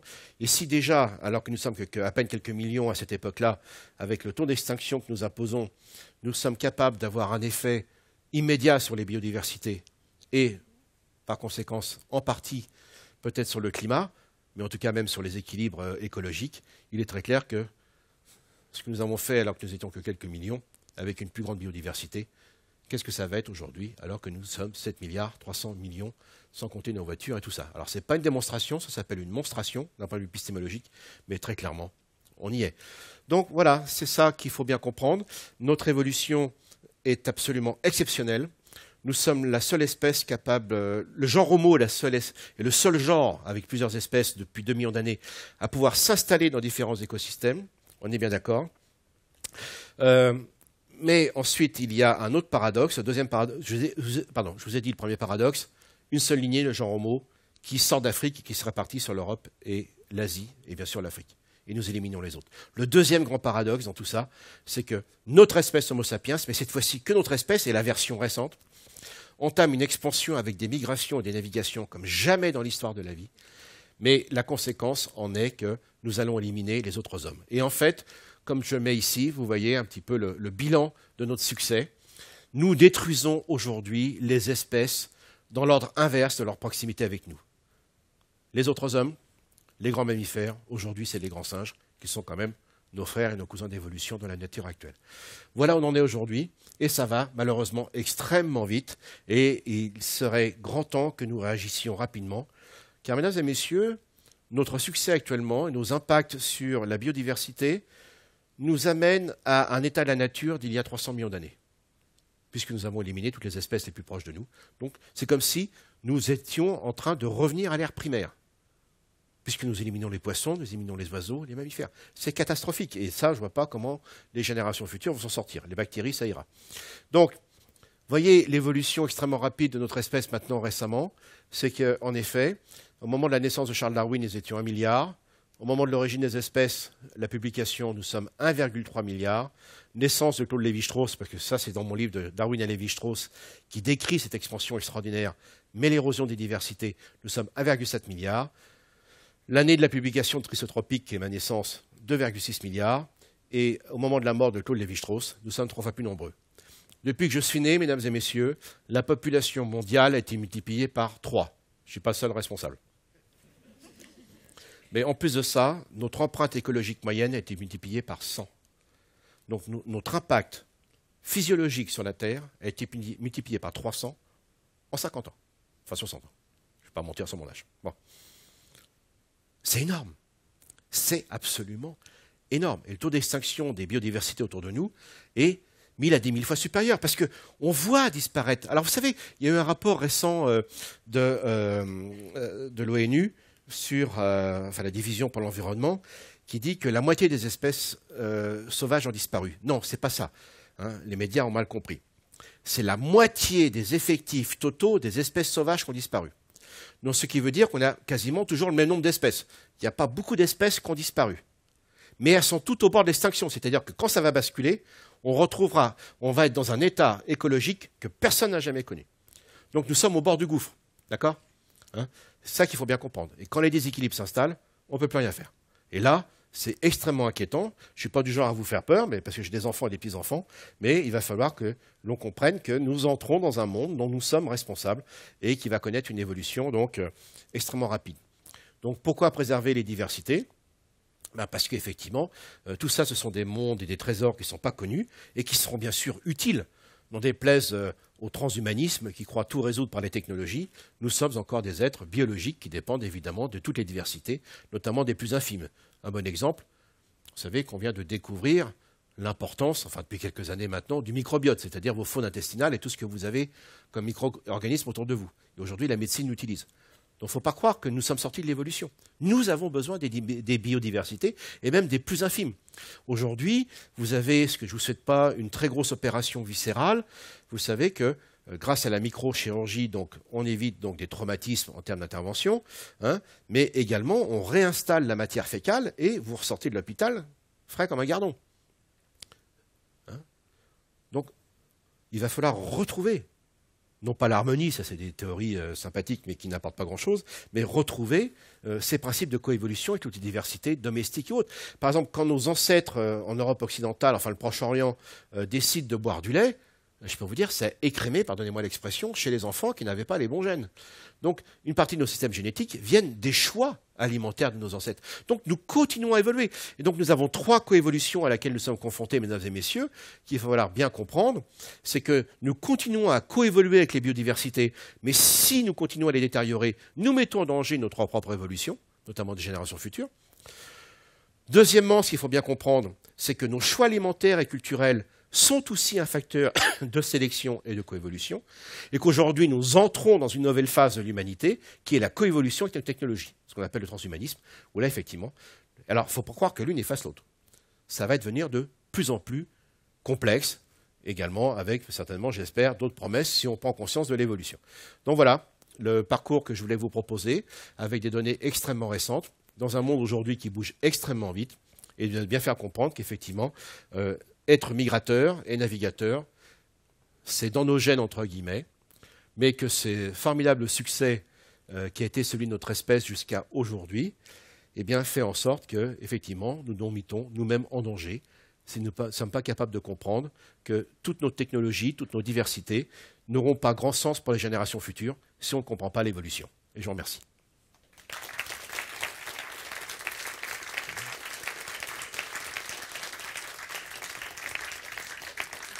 Merci beaucoup, Monsieur Pascal Pic. Ne vous approchez pas trop de moi parce que vous m'intimidez.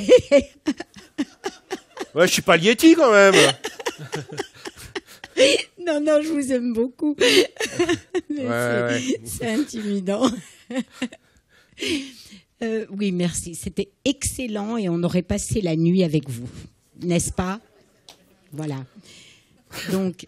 Non, c'est pour ça que je vous ai dit de ne pas vous rapprocher. Non, mais madame me comprend très très bien. N'est-ce pas? Parce que la compagne de monsieur Pic est là, donc je ne peux pas peut-être me permettre de... Mais non, c'est juste intellectuel. Hein. Donc voilà, c'était excellent. Et nous allons passer à la question que vous nous avez demandé de vous poser, parce que nous n'avons plus trop le temps aux questions. Bon, je veux bien... Alors, s'il y a des personnes qui veulent poser leurs questions, je ne peux pas vous frustrer. Je vous demande, parce que vous avez beaucoup parlé de l'évolution, donc vous allez avoir le samedi 30 mai, à 14h, une rencontre sur les nouvelles expéditions qui étudient des espèces qui n'ont pas été trop étudiées. Donc, il y a l'expédition du côté du Vanuatu qui s'appelle la planète revisitée et les expéditions Tara qui ne cessent pas d'évoluer. Donc, voilà, c'était pour compléter vos interventions tout à l'heure sur Darwin. Donc, le 30... Voilà, mais vous avez tous pris le programme, n'est-ce pas? Donc, page 14, comme ça, je vous aide un peu.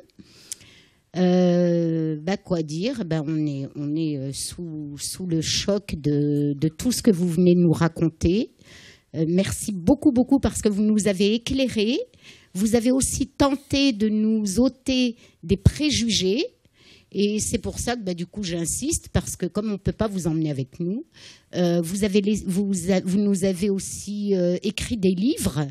Et donc, évidemment, je ne peux qu'encourager tout le monde d'aller fréquenter les bibliothèques, parce qu'on ne peut pas tout acheter, mais d'acheter quand même un petit peu.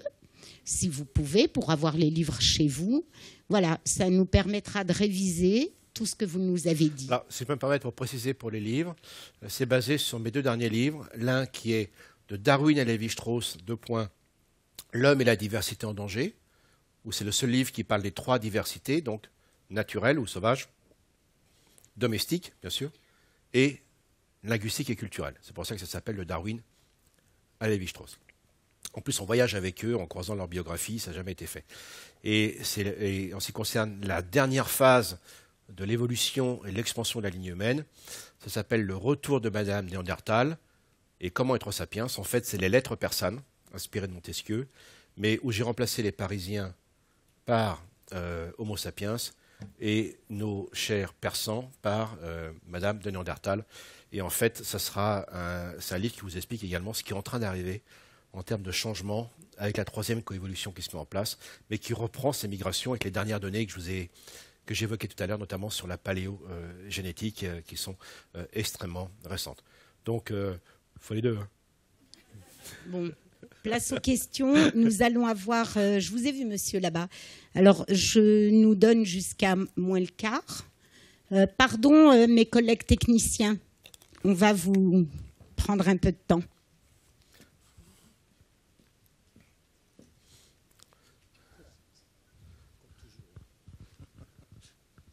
Bonsoir. Bonsoir.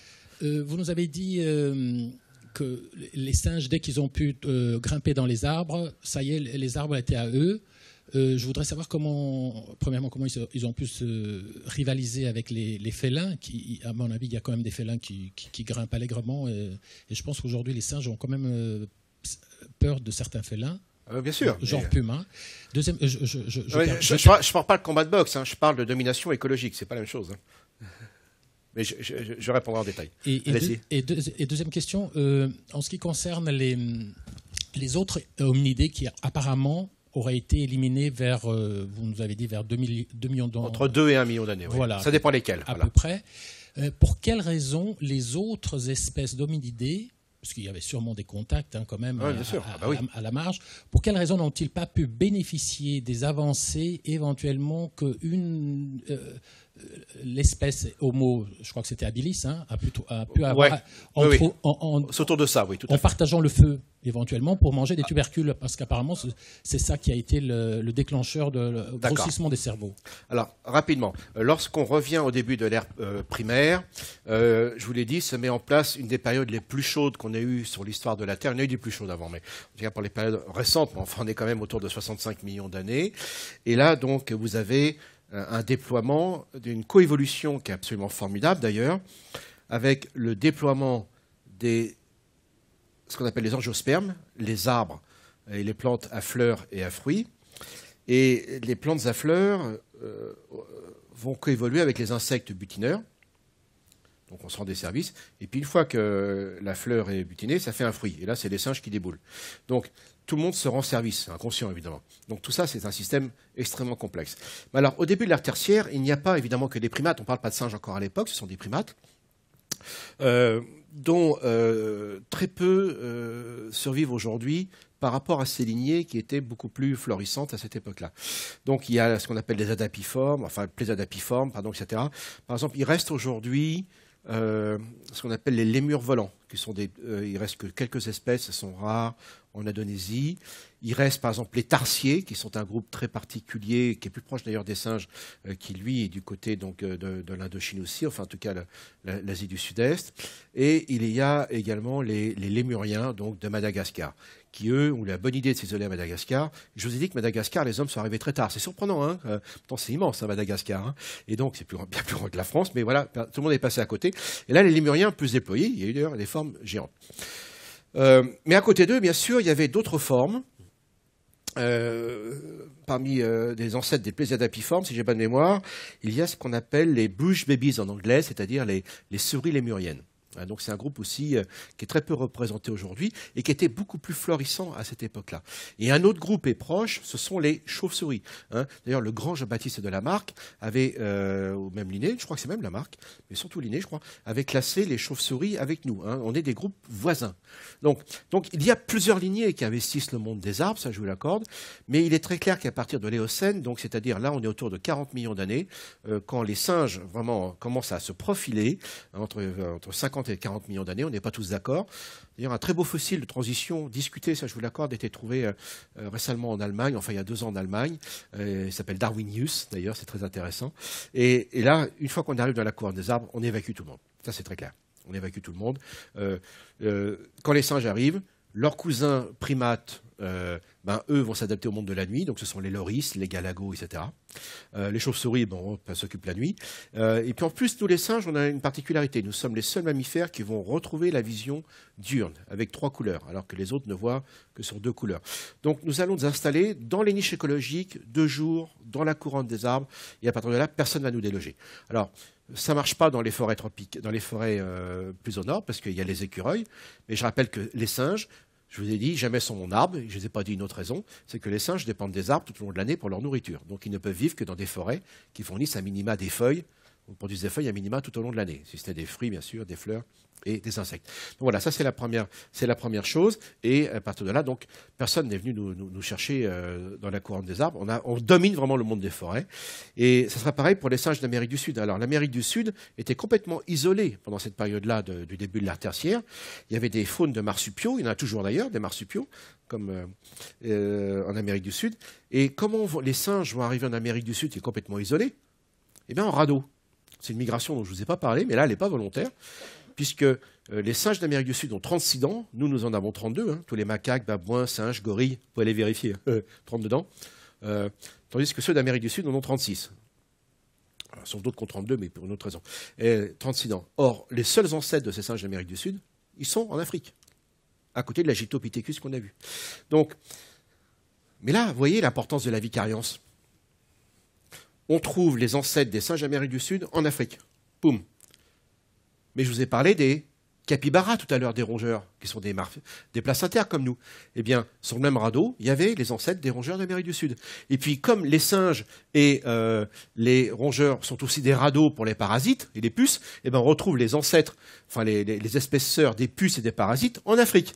Donc voilà comment, avec des bonnes méthodes de classification, on est capable de restituer ce qu'étaient des migrations, même si on ne sait pas comment elles sont faites. Mais alors, on a observé de grands radeaux comme ça, c'est-à-dire ce sont des fausses berges à l'embouchure des grands fleuves africains, où là, évidemment, les animaux viennent beaucoup près de l'eau, vous imaginez bien, et puis s'il y a une tempête, etc., comme un iceberg, sauf que c'est une berge d'entrelacs végétaux qui se détache et qui va naviguer à travers l'Atlantique, et nos amis géologues reconstituent les courants océaniques, donc ils ont pu... et quand les singes sont arrivés là, pareil, même scénario, ils ont viré tout le monde de la couronne des arbres, il n'y a que nous. Sauf le paresseux qui s'est mis à l'envers, là, ils se sont dit, celui-là, il s'est soumis, on laisse tomber. Donc, je caricature bien sûr. Mais en tout cas, à part le paresseux, c'est tout. Maintenant, pour les dernières hominidés, effectivement, c'est une vraie question. Une vraie question. Qui a inventé l'outil de pierre taillée? Évidemment, on dit toujours que c'est Homo, par conservatisme. Mais on sait que chez les chimpanzés actuels, ce sont les femelles qui sont les plus douées pour utiliser des outils, notamment pour travailler les végétaux et non pas la viande, et que des éclats ont pu se détacher. Il est possible que les premiers hommes aient piqué les outils en observant les australopithèques. Ça, c'est une hypothèse tout à fait recevable. Vous avez tout à fait raison, parce qu'on sait qu'ils utilisaient des outils des australopithèques. Maintenant, pour le feu, effectivement, il n'y a que l'homme. Là, dans l'état actuel des choses, il n'y a que l'homme. Et évidemment, il n'est pas certain que comme dans le livre de la jungle, avec le roi Louis, les grands singes aient envie d'utiliser le feu, en tout cas dans la nature. Mais en captivité, on a vu des singes jouer des allumettes. Pour faire des conneries, ça faire, c'est comme nos enfants. Mais en tout cas, dans la nature, donc, on n'a jamais vu, mais il est sûr qu'à partir de là... en plus, c'est comme aujourd'hui, vous savez, les innovations arrivent par paquets, ce qu'on appelle les convergences d'innovation, qu'on appelle en économie les synthèses créatrices avec Schumpeter, mais qui a tout pris chez Darwin au passage, mais c'est le même processus qu'on retrouve. C'est-à-dire que vous avez le feu, mais vous avez le langage, vous avez les outils, vous avez des représentations du monde, vous avez des colorants. Donc en fait, ce n'est pas qu'une technologie. Vous avez un ensemble de facteurs sociaux et cognitifs qui interviennent en même temps et qui font que vous passez d'une petite invention sympathique à vraiment une adaptation qui vous amène à changer le monde, en tout cas à avoir une adaptation et à avoir une meilleure représentation dans le monde. On ne sait pas, monsieur. Les emmerder, attendez, on a pris toute la place. Non, mais attendez, je vous l'ai dit, nous sommes une espèce qui prend une énorme place écologique et effectivement, quand on se sépare de l'autre lignée venue des Australopithèques vers 3 millions d'années, pour être d'accord, effectivement, ceux qui n'ont pas divergé assez vite, ils vont être en compétition avec nous. Et ce qui va se passer entre Néandertal et nous, Néandertal n'aura pas le temps d'avoir de nouvelles adaptations comportementales, sociales, qui font que nous allons participer, au bout de 10 000 ans, au fait qu'ils vont subir la pression de concurrence avec nous. Et Néandertal, on voit, leurs habitats se recroquevillent et ils disparaissent. Donc c'est la compétition écologique, hein, évidemment. Et les seuls qui vont résister plus longtemps, c'est les descendants de Lucie, qu'on appelle les Australopithèques robustes, eux qui vont devenir beaucoup plus spécialisés dans les nourritures coriaces, mais eux qui mangent cru. Et donc, de fait, comme ils ont beaucoup plus divergé écologiquement, ils seront moins directement en compétition avec nous, mais au bout d'un moment, ils finiront par disparaître. Mais ceux qui sont très proches de nous, comme les Homo habilis et Homo redolfensis, eux, leur sort est scellé vers entre 2 millions et 1,5 million d'années. Ah là, c'est fini, non? Non, on n'a pas les traces, là. Non. Non, il ne pouvait pas y avoir de relations sexuelles entre... Ah, si, c'est ça que je veux dire. Les hominidés sont des pervers, mais... Quand vous dites qu'ils ont disparu, ils ont pu se mélanger. Non, on a les fossiles, d'un seul coup, on n'a plus rien. Donc, ils ont tellement divergé que c'est plus possible. Bon, encore une question, mais attention, on ne va pas refaire une conférence. Non. D'accord. Alors, une question courte et une super réponse.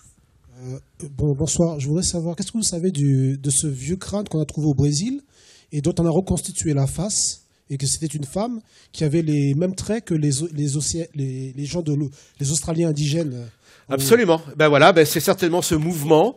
Comme je vous disais, on trouve des crânes. Merci de le rappeler, parce qu'il y a des choses au Brésil et au Venezuela. Alors, par exemple, les populations préhistoriques du Venezuela, qui étaient d'ailleurs de très bons chasseurs, 27 000 ans à peu près, si je ne me trompe pas, de mastodontes, eux, ils ont des traits qui évoqueraient plutôt l'Afrique. Et il y a ce crâne, vous avez raison, monsieur, effectivement, qui évoque plutôt les aborigènes. Donc, c'est arrivé certainement des deux côtés. Donc, il faudrait confirmer avec de l'ADN. Le problème, c'est que là, on est dans des milieux et des climats chauds et que l'ADN se conserve très mal. Mais je ne dis pas que c'est une preuve, mais en tout cas, il y a de plus en plus quand même d'éléments qui vont dans le sens de peuplement de l'Amérique du Sud. Les uns venant certainement peut-être par les Açores, etc., depuis l'Afrique, d'autres peut-être depuis l'Australie. Rappelez-vous ce que j'ai dit tout à l'heure, hein, la représentation du bateau dans le Kimberley qu'on retrouve en plein milieu du Mato Grosso. Mato Grosso, les datations à Pedra Furada, c'est 55 000 ans. 55 000 ans, mesdames et messieurs, on n'a pas posé les pieds, nous, les Homo sapiens, encore en Europe. Donc, oui, tout à fait, ça avance dans ce sens-là, et il est très louable, d'ailleurs, que des écoles d'anthropologie et d'archéologie d'Amérique du Sud revendiquent et sortent des oukases imposées par l'Amérique du Nord. Oui, donc je crois qu'on n'est pas au bout de nos surprises. Hein. Une dernière question. Je crois qu'il y avait monsieur devant, là, non? Ah non, j'ai cru. Alors, une seule, d'accord. Non, pardon, il faut que vous parliez dans le micro, monsieur. Alors, juste, la première, techniquement, comment c'est refroidi parce que l'Antarctique s'est séparé comment ça a créé un refroidissement? Écoutez, l'Antarctique est un socle, évidemment, qui est une plaque, hein, se place au pôle sud, et ensuite autour, ce qu'on connaît par les grands navigateurs, les 40e et les 50 ans rugissants et ces vents violents, donc qui font un isolat, et donc du coup, vous avez une immense calotte glaciaire qui s'accumule, baisse du niveau des mers et ça refroidit la Terre. Et en ce qui concerne maintenant l'Arctique, ça se met en place vers entre 5 et 3 millions d'années. Je vous ai dit que l'Amérique du Sud était une super île, sous-continent qui dérivait depuis l'Antarctique vers l'Amérique du Nord, mais elle ne le savait pas. Hein. Et en fait, il y avait un courant océanique qui passait là où on a l'Amérique centrale. Et quand l'Amérique du Sud va retrouver l'Amérique du Nord, donc l'immersion de l'isthme de Panama, et bien là, vous avez le Gulf Stream qui se met en place, le Gulf Stream qui remonte le long des côtes d'Europe, comme vous le savez, et qui, en plongeant dans l'Atlantique Nord, emmène de la chaleur et du sel, et ça refroidit donc l'Atlantique Nord, et c'est là qu'on rentre dans les âges glaciaires, et cette fois-ci, ça se joue à 2 glaçons. Merci, merci à vous, Monsieur Pascal. Merci à vous, mesdames et messieurs. Merci d'avoir accepté notre invitation. Merci à tous d'être venus.